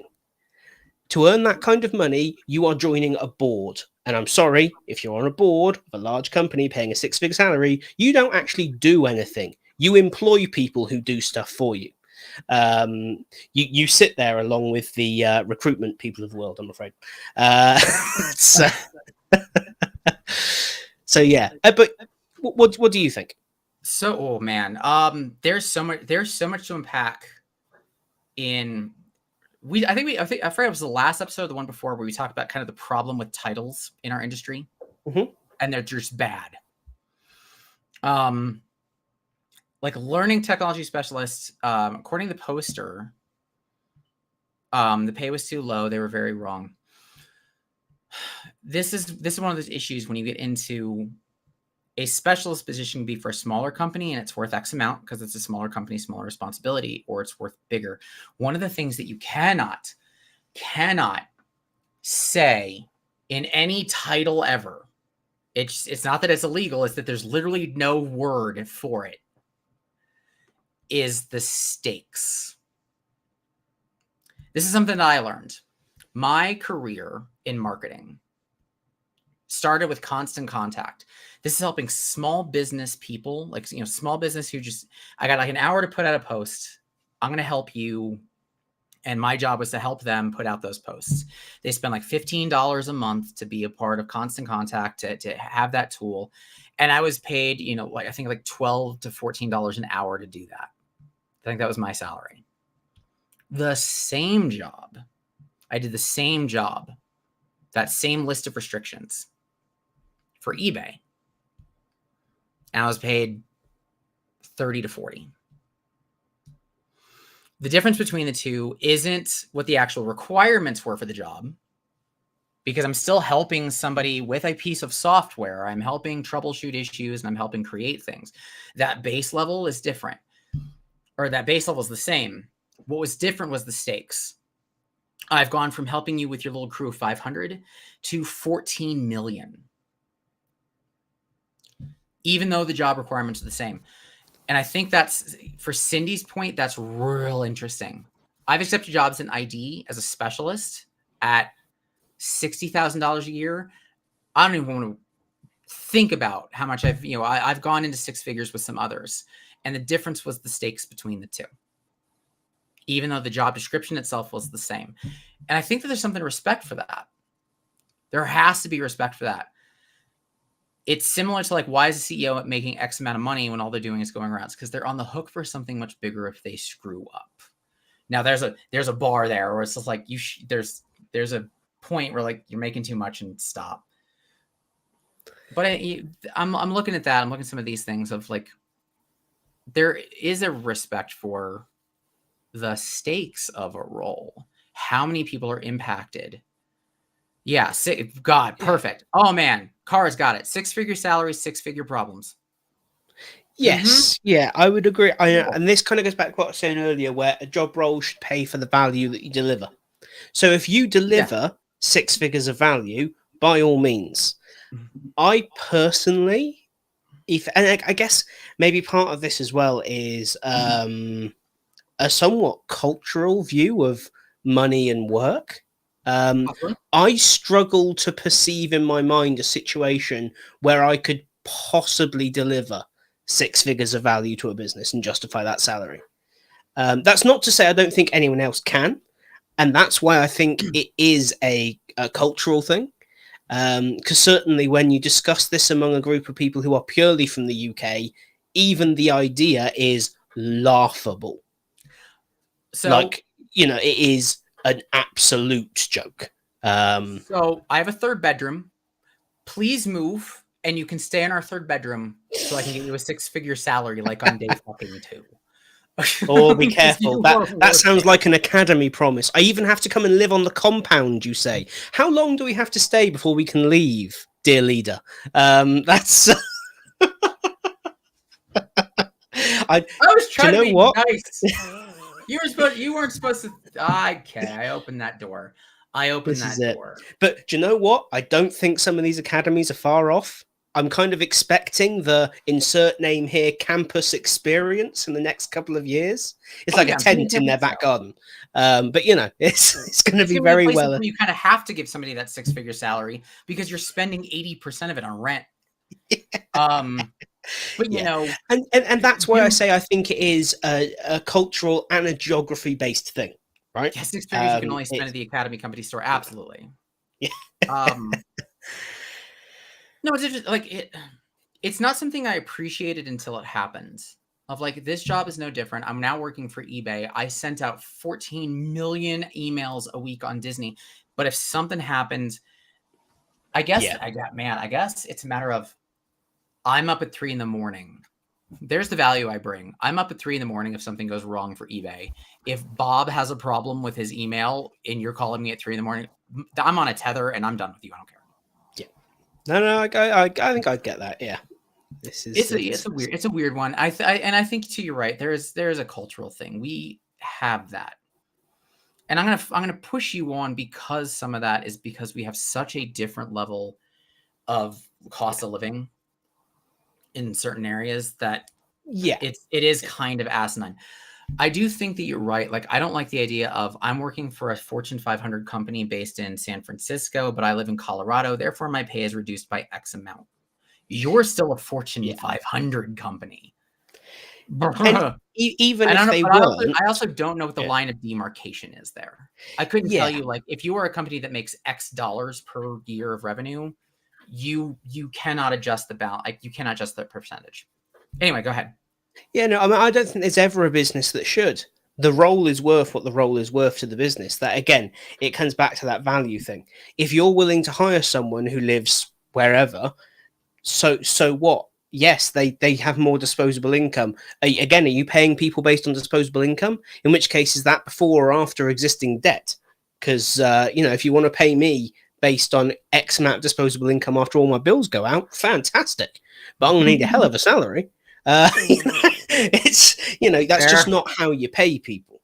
So yeah, it's a funny old thing. The thing that always stays with me is actually weirdly an episode of The West Wing, where young Josiah Bartlett is at school meeting Mrs. Landingham for the first time, and she brings up the fact that female teachers are paid less than male teachers. And he turns around and says, "Oh yes, well, so and so has a family and 3 kids, and such is a single woman." And she says, "Well, if that's how we're paying people, then the groundkeeper with 13 kids should get more than the principal does at the school." And it's like, oh yeah, hang on a minute, that's not how we pay people. We pay people, or should pay people, for the value they bring to a business. And as One, if you can, I if you love the can, West Wing so much. if you can get 6 figures out of a company, phenomenal. But yeah, I think we kind of touched on the fact that if someone's promising it to you based on, well, bullshit, then you should Mhm. just ignore them and definitely not give them any of your money ahead of time. Um, So I want to share kind of my story because it hits a lot of things, go specifically for with it. Olga's at the very beginning of, it's not fair to anyone who's looking for a management position in their development. That line strikes a chord with me specifically, Mm, not in a bad way. It's one of those, I thought that, and maybe that's where we're at, because to everyone else's point of like, money sells. The romanticism of the 6-figure job. Let me be the 7 billionth to tell you no. As somebody who's had those, as somebody who's walking into one, there's more to it than that. Here's the story. I'm gonna hit Olga's first. And strangely enough, I don't know why, like, every episode there's some massive change to my job status. So if you have that, take a shot. Congrats, mark it down on your ID update bingo. Joe has a change in his job status. All right, so anyway, when I left Epsilon, not quite, it was real close to 6-figure job. Fortune 500 stakes, the stakes were massive. I still felt I was underpaid. That's its own thing. I wanted to move quote, I'm going to put this in quotes forward with my career. And it's really hard nowadays for forward and upward to not look like the same thing. I'm going to go back to my pencil. Forward.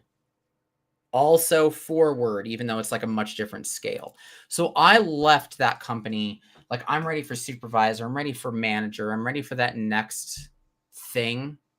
And I went for those jobs, and I got those jobs. I got a lot of those jobs, and every single one fell apart because I didn't care. Yeah, the salary's there, 6-figure problems. But I sucked in those roles, and I hated it. And the joke that I always make with people is like, the money that I gained moving to a manager position, I just spent on therapy. I didn't gain anything. I actually lost time. But I have kind of, there's a funny story in the middle of that regarding kind of where I'm now. And it taps into a couple of things, which is how I've got the job that I'm starting up on the 16th. One of the companies that I worked for was a company called Braze. And I think I mentioned Braze in the past. I was the one with the experience. Like, they had a team, they needed somebody who's like, I'm the one with the experience. I came in, I was like, I'm going to do all these things. And I was like, change our project management, change all these things. I was like, got that. Second project I had was to create a training.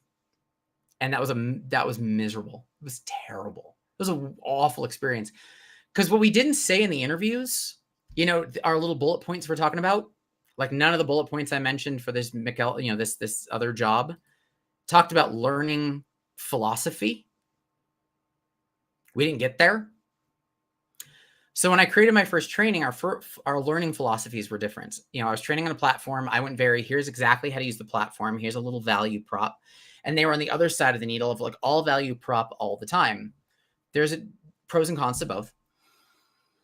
So I was told in that company, like, this doesn't work for us, the team that I was hired to, but like, go help this team because I think they need that. They need that. So I went to go help the team. Like, the last 2 months of my tenure there was going and helping another team with developing training on here's exactly how to use the platform. I onboarded partners. Like, you have clients, you need to know how to use the tool. I got you, boo. So I made that, came back. It was great over there. Came back, like, this isn't what we want. You don't fit. Peace. Bye. I lasted 5 months.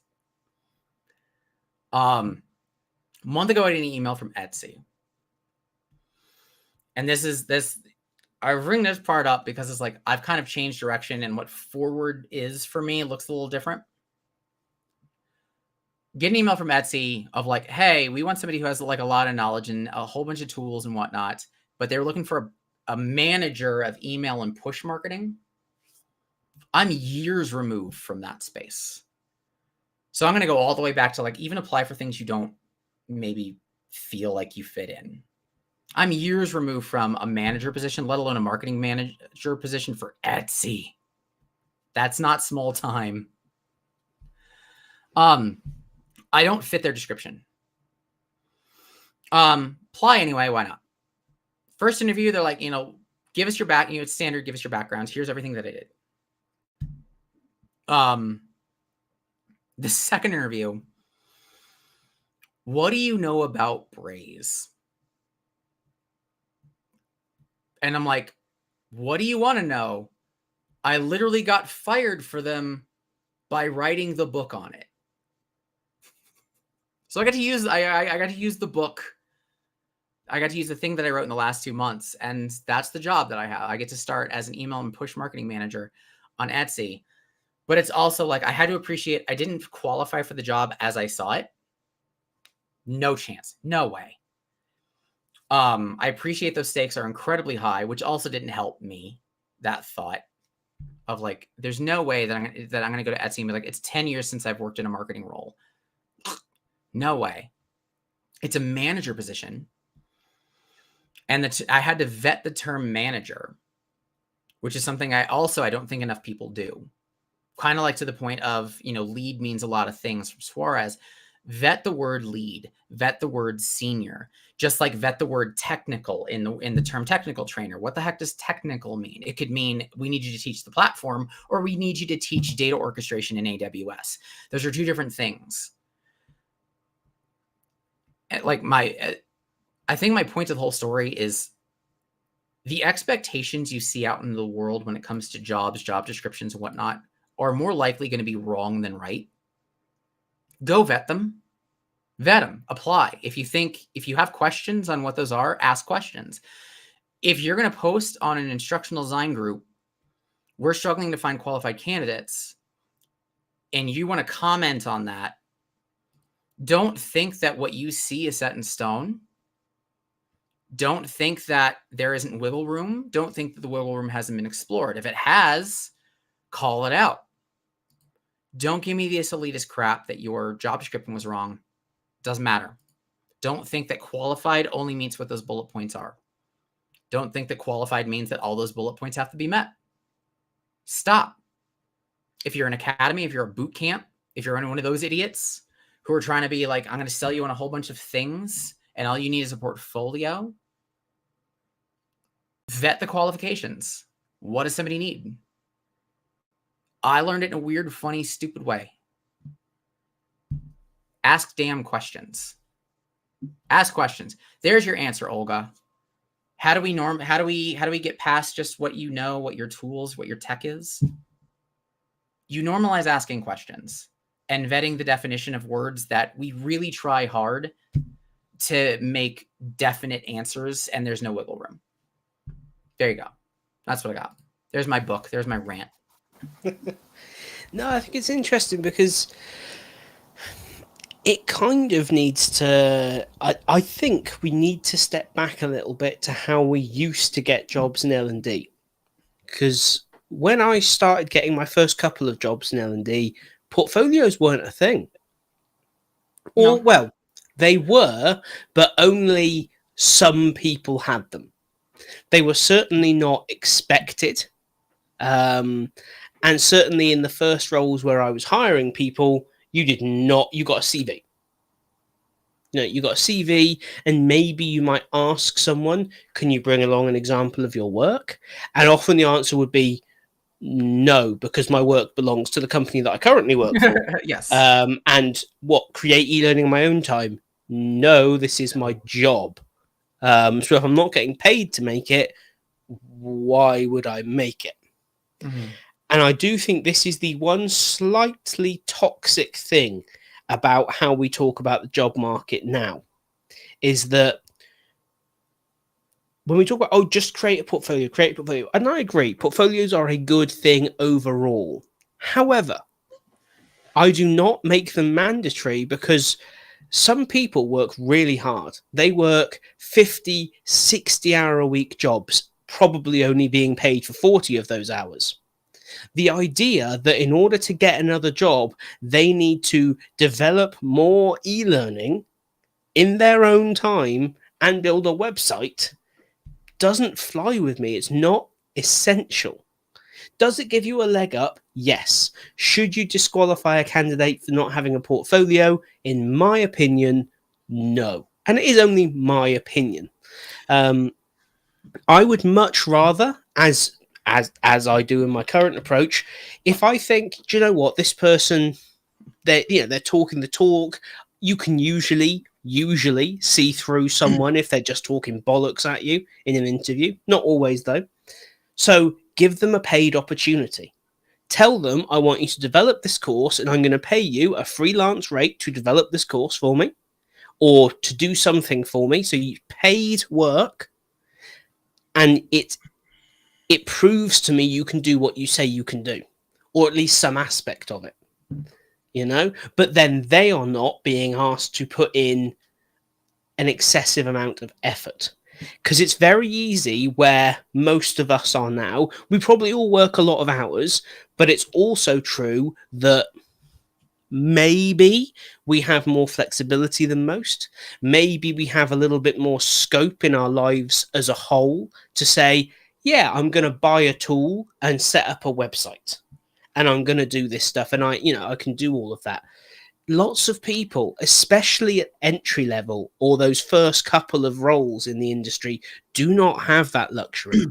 They are doing everything they can to stay afloat, and they get stuck there because we create this somewhat, as you consider earlier, elitist barrier to taking that next step in the L&D world. And I think more and more that bugs me these days. Let me ask you. I'm going to ask you a question that comes. We're just going to go straight to the Kath Ellis School of Portfolio Design because she's brilliant. If I were to say, I'm a company and I want to hire somebody for an ID role, and I know what my ID role is going to consist of, and it's going to be more actually instruction design, less development. I'm going to give you questions. And instead of making you design a course, I want you to give me problem, how would you approach the solution, and that's it. Okay. So something that takes a lot less time, but gets me through your thought process, regardless of if you can execute on said thought process. Is that enough for you? Would you be cool with that? Like I can see where you want. Basically, all right, we'll take it from IM. Before you get to the developer group in IM, do basically everything prior, outside of me, like story. Don't give me like sketch storyboards and stuff like that. Here's the problem. Here's the topic. Here's what I want to film. How would you approach from an instructional design perspective? Don't execute in storyline. I don't want to see it. Yeah. I mean, yeah. Depending on the role. The primary part of the job was to not execute in storyline. Oh yeah, if I'm hiring for an instructional designer, I don't need to see a finished product.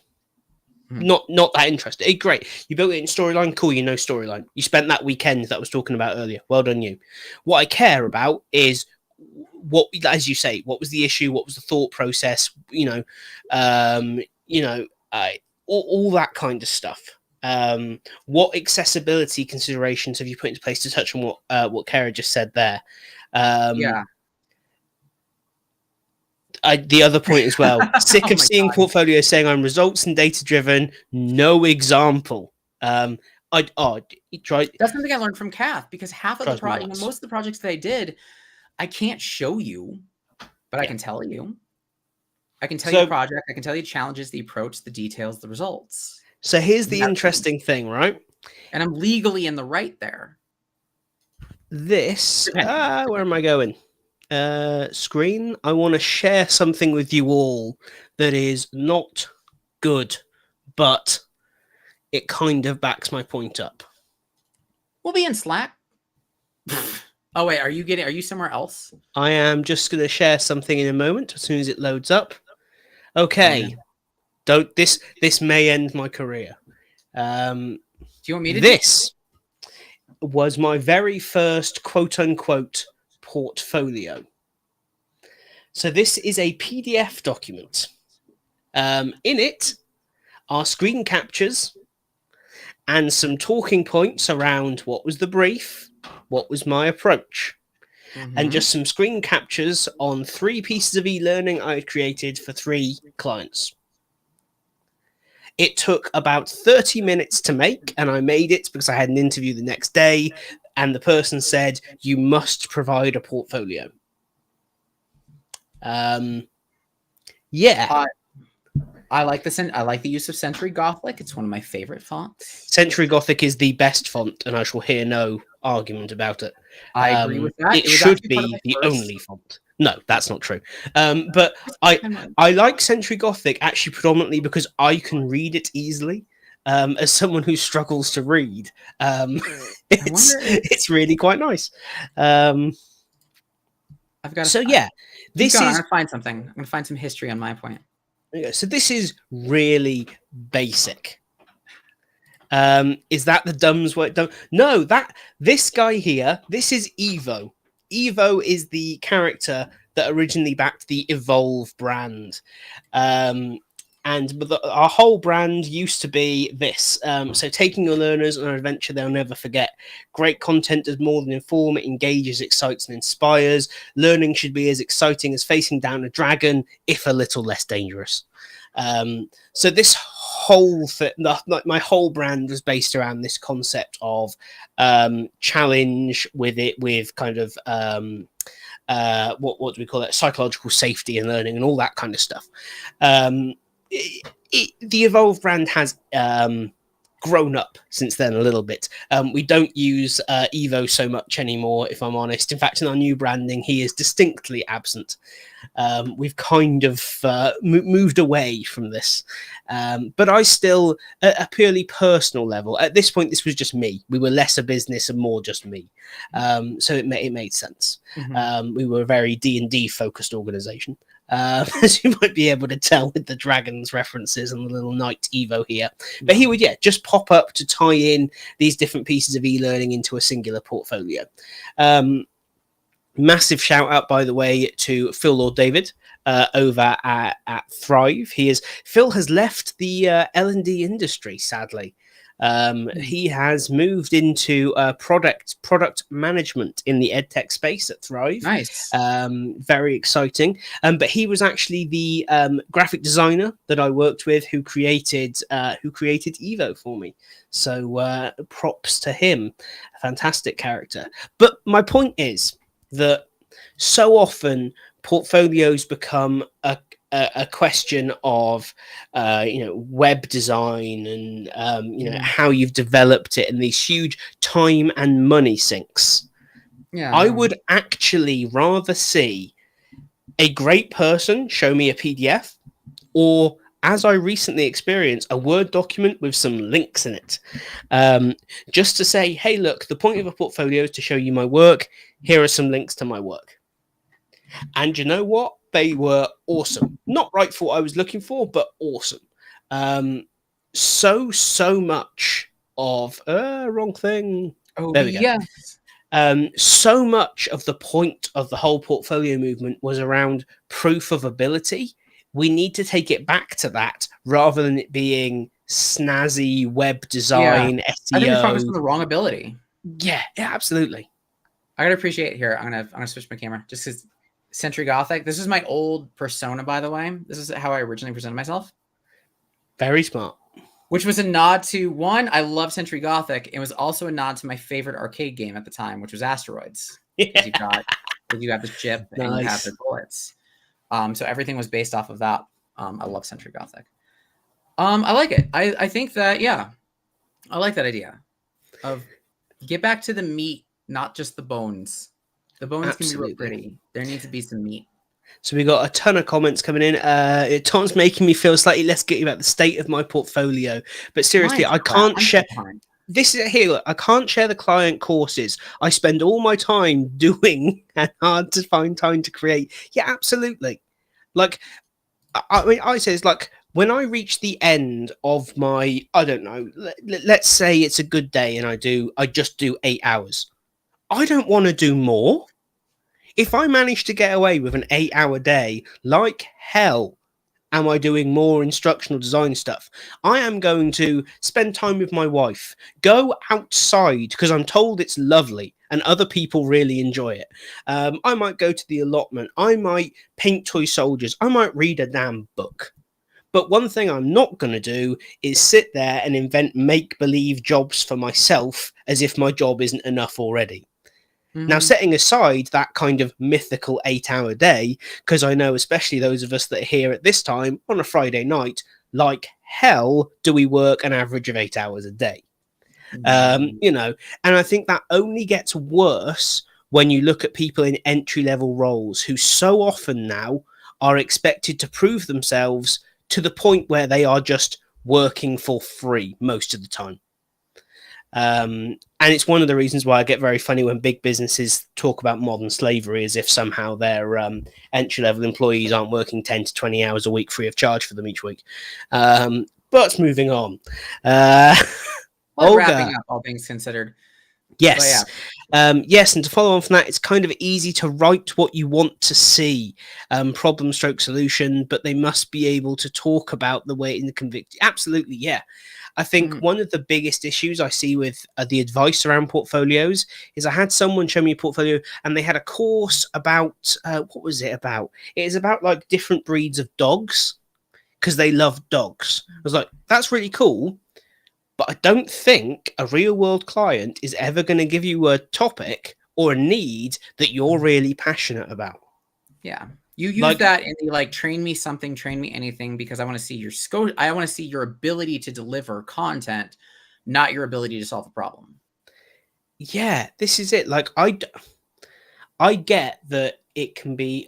I don't know. I don't get. And this is one of the things that annoys me. If people, you are going to invest time and create something, do something well. Do not pick a topic that no workplace gives a shit about. Do not tell me about your dog. Do not tell me how to garden. If you cannot possibly think of a real world topic, talk about data security. Talk about manual handling. Pick a topic that is an actual realistic topic you may be expected to create something for or to outline something for in a workplace. Because you know what? If I were to create something about D&D, how to play D&D in some form of digital content, yeah, it'd probably be the best content I've ever created, because it's something I'm incredibly passionate about and I really care about. That is not 99% of being an ID. Prime example, right now I'm working on an ATM outsourcing program. Yeah. Like, even the people in the business would not claim that they are at a personal level passionate about ATM outsourcing. But it's really important to their business. Therefore, we work on it, right? That's what the job is. It's not about creating content that you fundamentally love all the time. It's about creating effective, impactful content that the business needs, not that you like. It's, yeah. I feel a mix on that one. Just a teensy, like specifically the don't do anything that's outside a real world scenario. Because if I can bring, I'm more on this. If I can bring the audience and make them the exact person who I think would need that training, then I wouldn't care what the training is on. But I need to force them into that position. It's real hard when you get into like dogs and gardening. Yeah. So my comment specifically about portfolio here. Because I know, for instance, no, that's fair, because you don't have that kind of control in a portfolio. If I were in a facilitated room, that's different. Yes. Okay, that's fair. Nope, so, I got it. You got it. Yeah. No, absolutely. So, prime example, we've talked about the peanut butter sandwich test, and like, I use the shoelace tying test, that kind of thing. Yeah, absolutely. I think that in training, like facilitated training roles, that works. Okay, all right, no, that's fair. That's fair. Never mind. Olga, so what I ended up doing with candidates who are interested in a role is send them a test assignment and then use what they produce in their portfolio as their time isn't wasted. Okay. Yeah, so I mean, I think there's I have a somewhat mixed stance on it. So like I said, I will ask people to do work for me before I hire them, but I will pay them for it. Allowing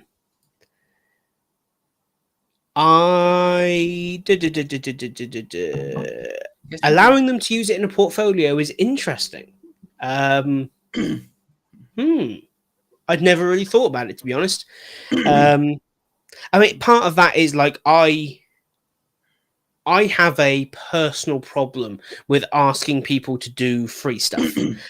It's one of the few things when I say about how walking away from job descriptions, blah, blah, blah. The moment someone says in a recruitment process, you're just going to have to put together my response is take me out of the running. There is no job that I want enough to do free work for. Yeah, at this point, I'm past that. I think I'm very against Olga's comment on that. Like, I don't know if that's her perspective. If you're interested in a role, send them a test assignment and they can use what they produce in their portfolio so time isn't wasted. You know the joke, I don't know if this is a UK thing, but you know what the joke in America is come and do work for free and I'll pay you an exposure. That's what it feels like. That's what it comes across to me. I'll give you exposure. That's not payment. It's not. All things considered, I can take the test assignment that you did, take your name off of it and generalize it, and I can use it in portfolio anyway. Yeah, it's real tricky. I think everyone has to choose their own line in the sand on that. Like I Okay. used to be very actively anti that. But then the flip side of that is what I did the other week actually, I was chatting to someone and I thought back to the very start of my career. I did a lot of free work in order to get myself on the ID job ladder.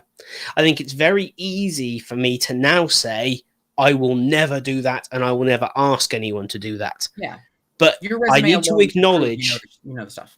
yeah, that I'm in the somewhat luxurious position of I'm not desperate for a job. I'm not trying to break into a new industry from outside. Yeah. And in the places to which I recruit, either I am or my own business, I have the ability to control that. Like, Mm-hmm. how many businesses actually have the option, if you're the recruiting manager, to say we're going to pay you for the work you do as part of an onboard, as part of a recruitment process? Like, there are a lot of businesses that would just poo-poo that straight out of the gate. I did do assignment for one job that it wasn't paid to me, but I at least appreciated that they donated to a charity in my name. It's still not kind of the best, but I at least Okay. appreciate they did that. That was cool. Yeah. And this is why I kind of like, it's a personal choice. And that's why I kind of, I would never say a business is bad for doing it, but I personally would not put myself through that process. But that is a combination of my personal worldview and my circumstance. If I were, for example, to suddenly become unemployed tomorrow, my business collapse and no one want to work with me, would I then put myself through that job process? I probably would, because I would have to.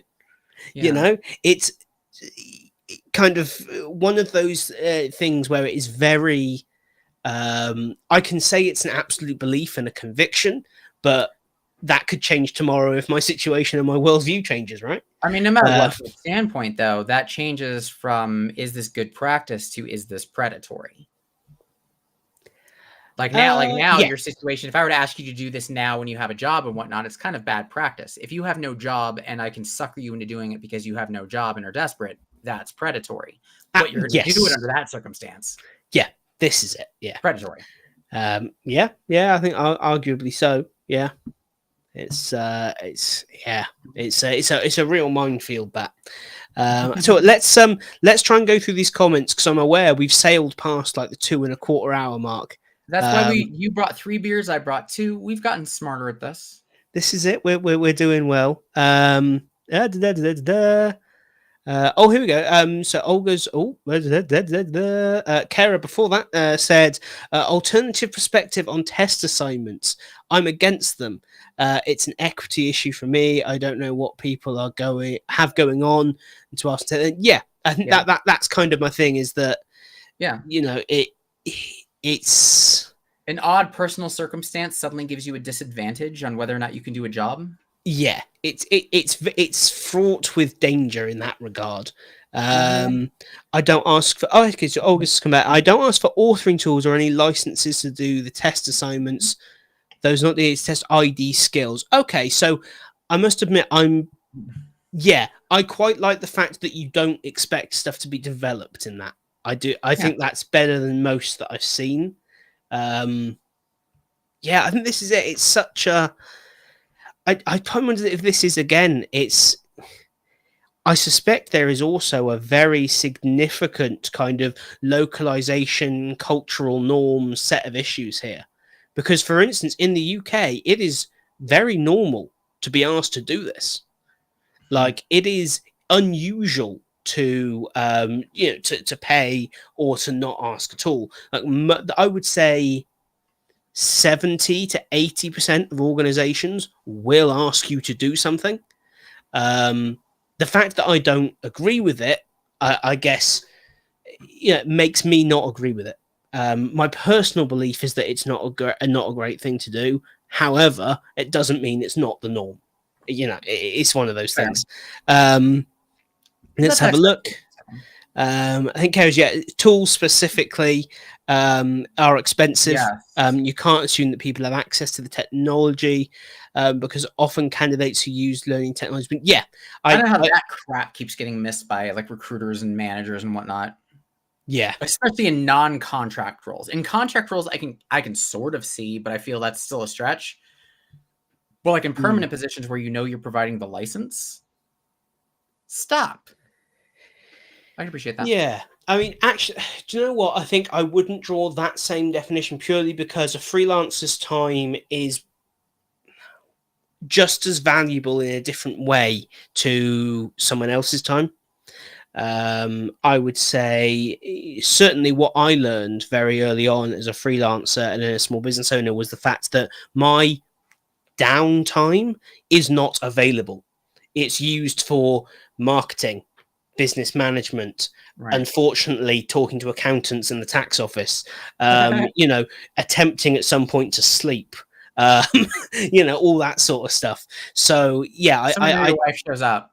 yeah, Hey, we're still married, right? Like, yeah. this is occasionally I just check in. You good? I'm good. Cool. Right, I'm back to work. It's very easy to fall into that, and I don't think we ever want to promote it. So I agree, though it's an entry level role, they can decide and maybe benefit from the exposure, but it's not free work that I would use with a client and then get feedback on the submission. Okay, so that's a little better because I'm okay with that a little bit is because the company is providing time back. It's a trade. There is a trade in time. Granted, on the flip side, the trade in time for the company is less valuable than the trade in time for the person who is looking for a job and needs to make money. Yeah, but at least the needle's moving. Yeah, I think I am still at the point where I believe it should be paid. If you're going to ask someone to do something, but as I've said, that comes from a very specific worldview and a very specific position to be able to say this is what we're doing. I appreciate that even if the recruitment manager or the hiring manager thinks that in most organizations, they can't do it. It's just, unfortunately, it's the reality we live in, right? So Joe Suarez, I've had some extremely negative experiences with interview assignments. Now, if I get any indication of what I'm asked to do could be used by the hiring company, I walk away. Yeah, this is it. I mean, it's exactly the reason why, like, the work I get people to do. For bit of an insight here. If someone wants to be a developer at IAM, they'll be asked to develop a course. They'll be paid our not like a cut down rate. They will be paid our standard per course freelance rate to develop that course in a set time frame, and then we are sure as heck going to use the course. They have been paid for that, exactly the same as if we had hired them for the role, but as a test.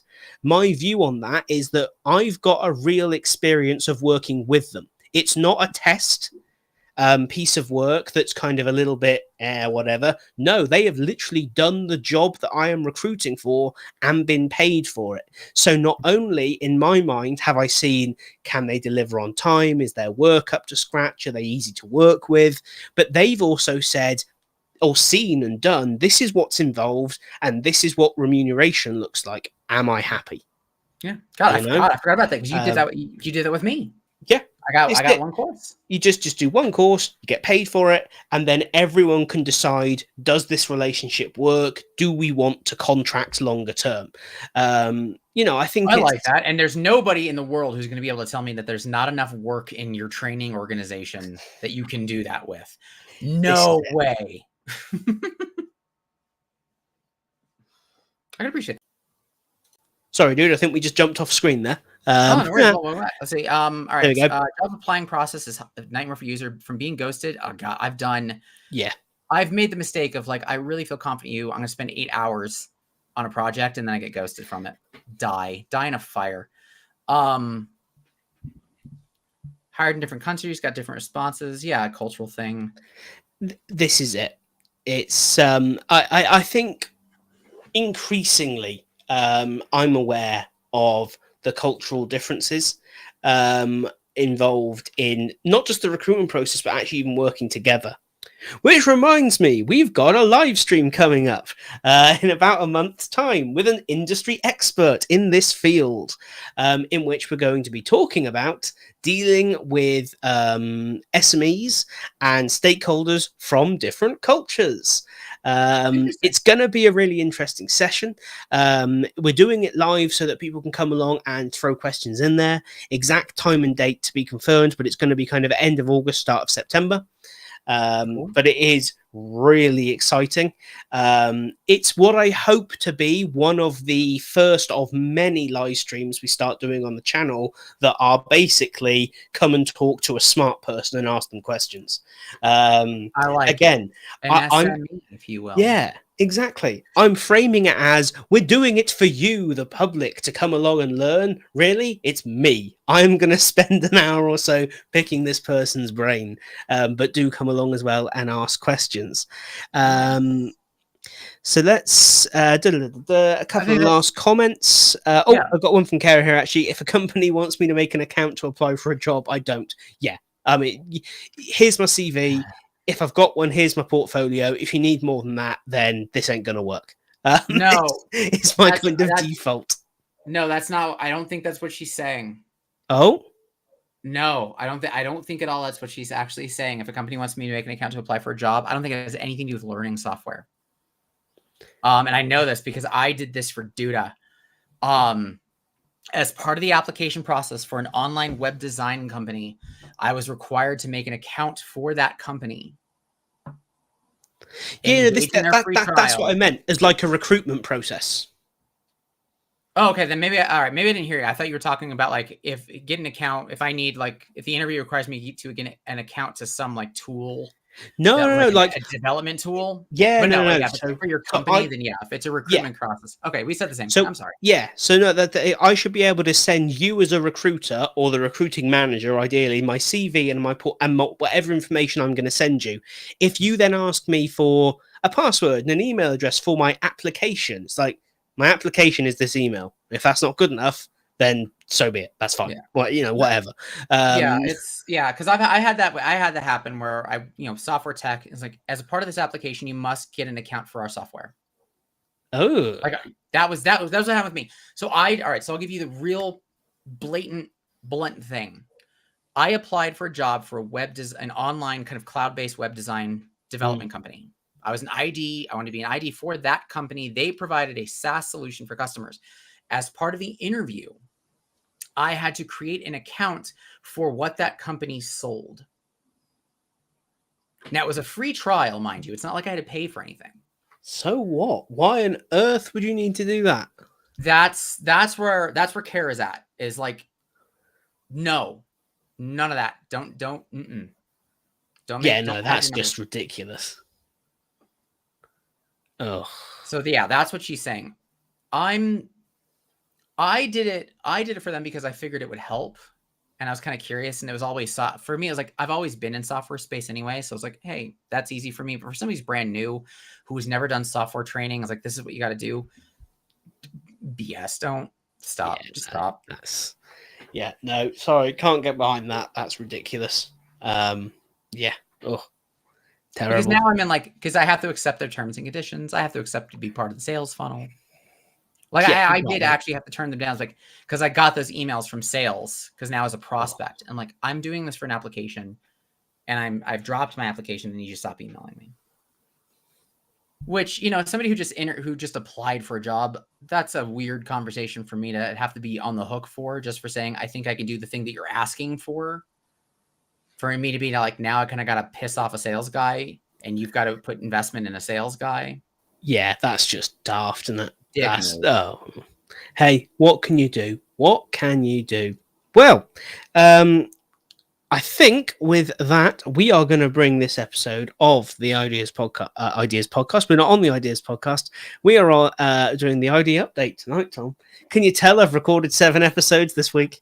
I'm trying to finish as bad as I can, but yes. Jeez. I'm aware that it is. It's getting on in the day. I know it's late here. I'm particularly aware it's late here because I want to go to bed. So 3:30. I've got time.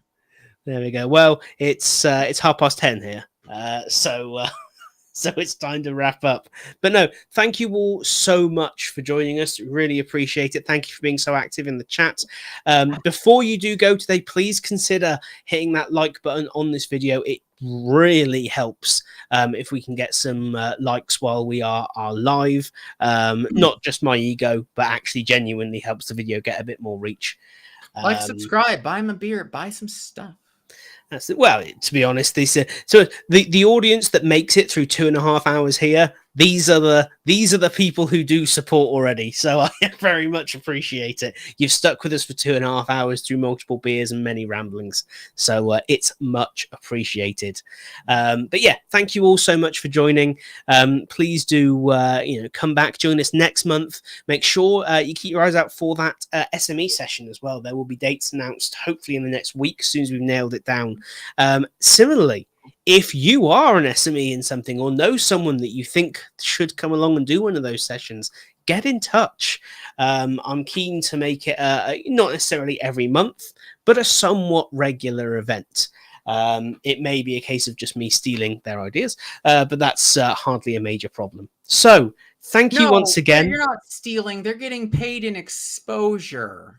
Do you know what? After everything I've said, that is totally what my channel pays in. Except, as I often say to, like, I had, sorry, I said we're wrapping up and now I'm just talking, but we had, well, recently we had Kara on the channel. We've had Olga on the channel. You're here. We've got Dr. Luke Hobson's recorded an episode of the Ideas podcast with me this last week. And it's like, I'm not paying these people with exposure.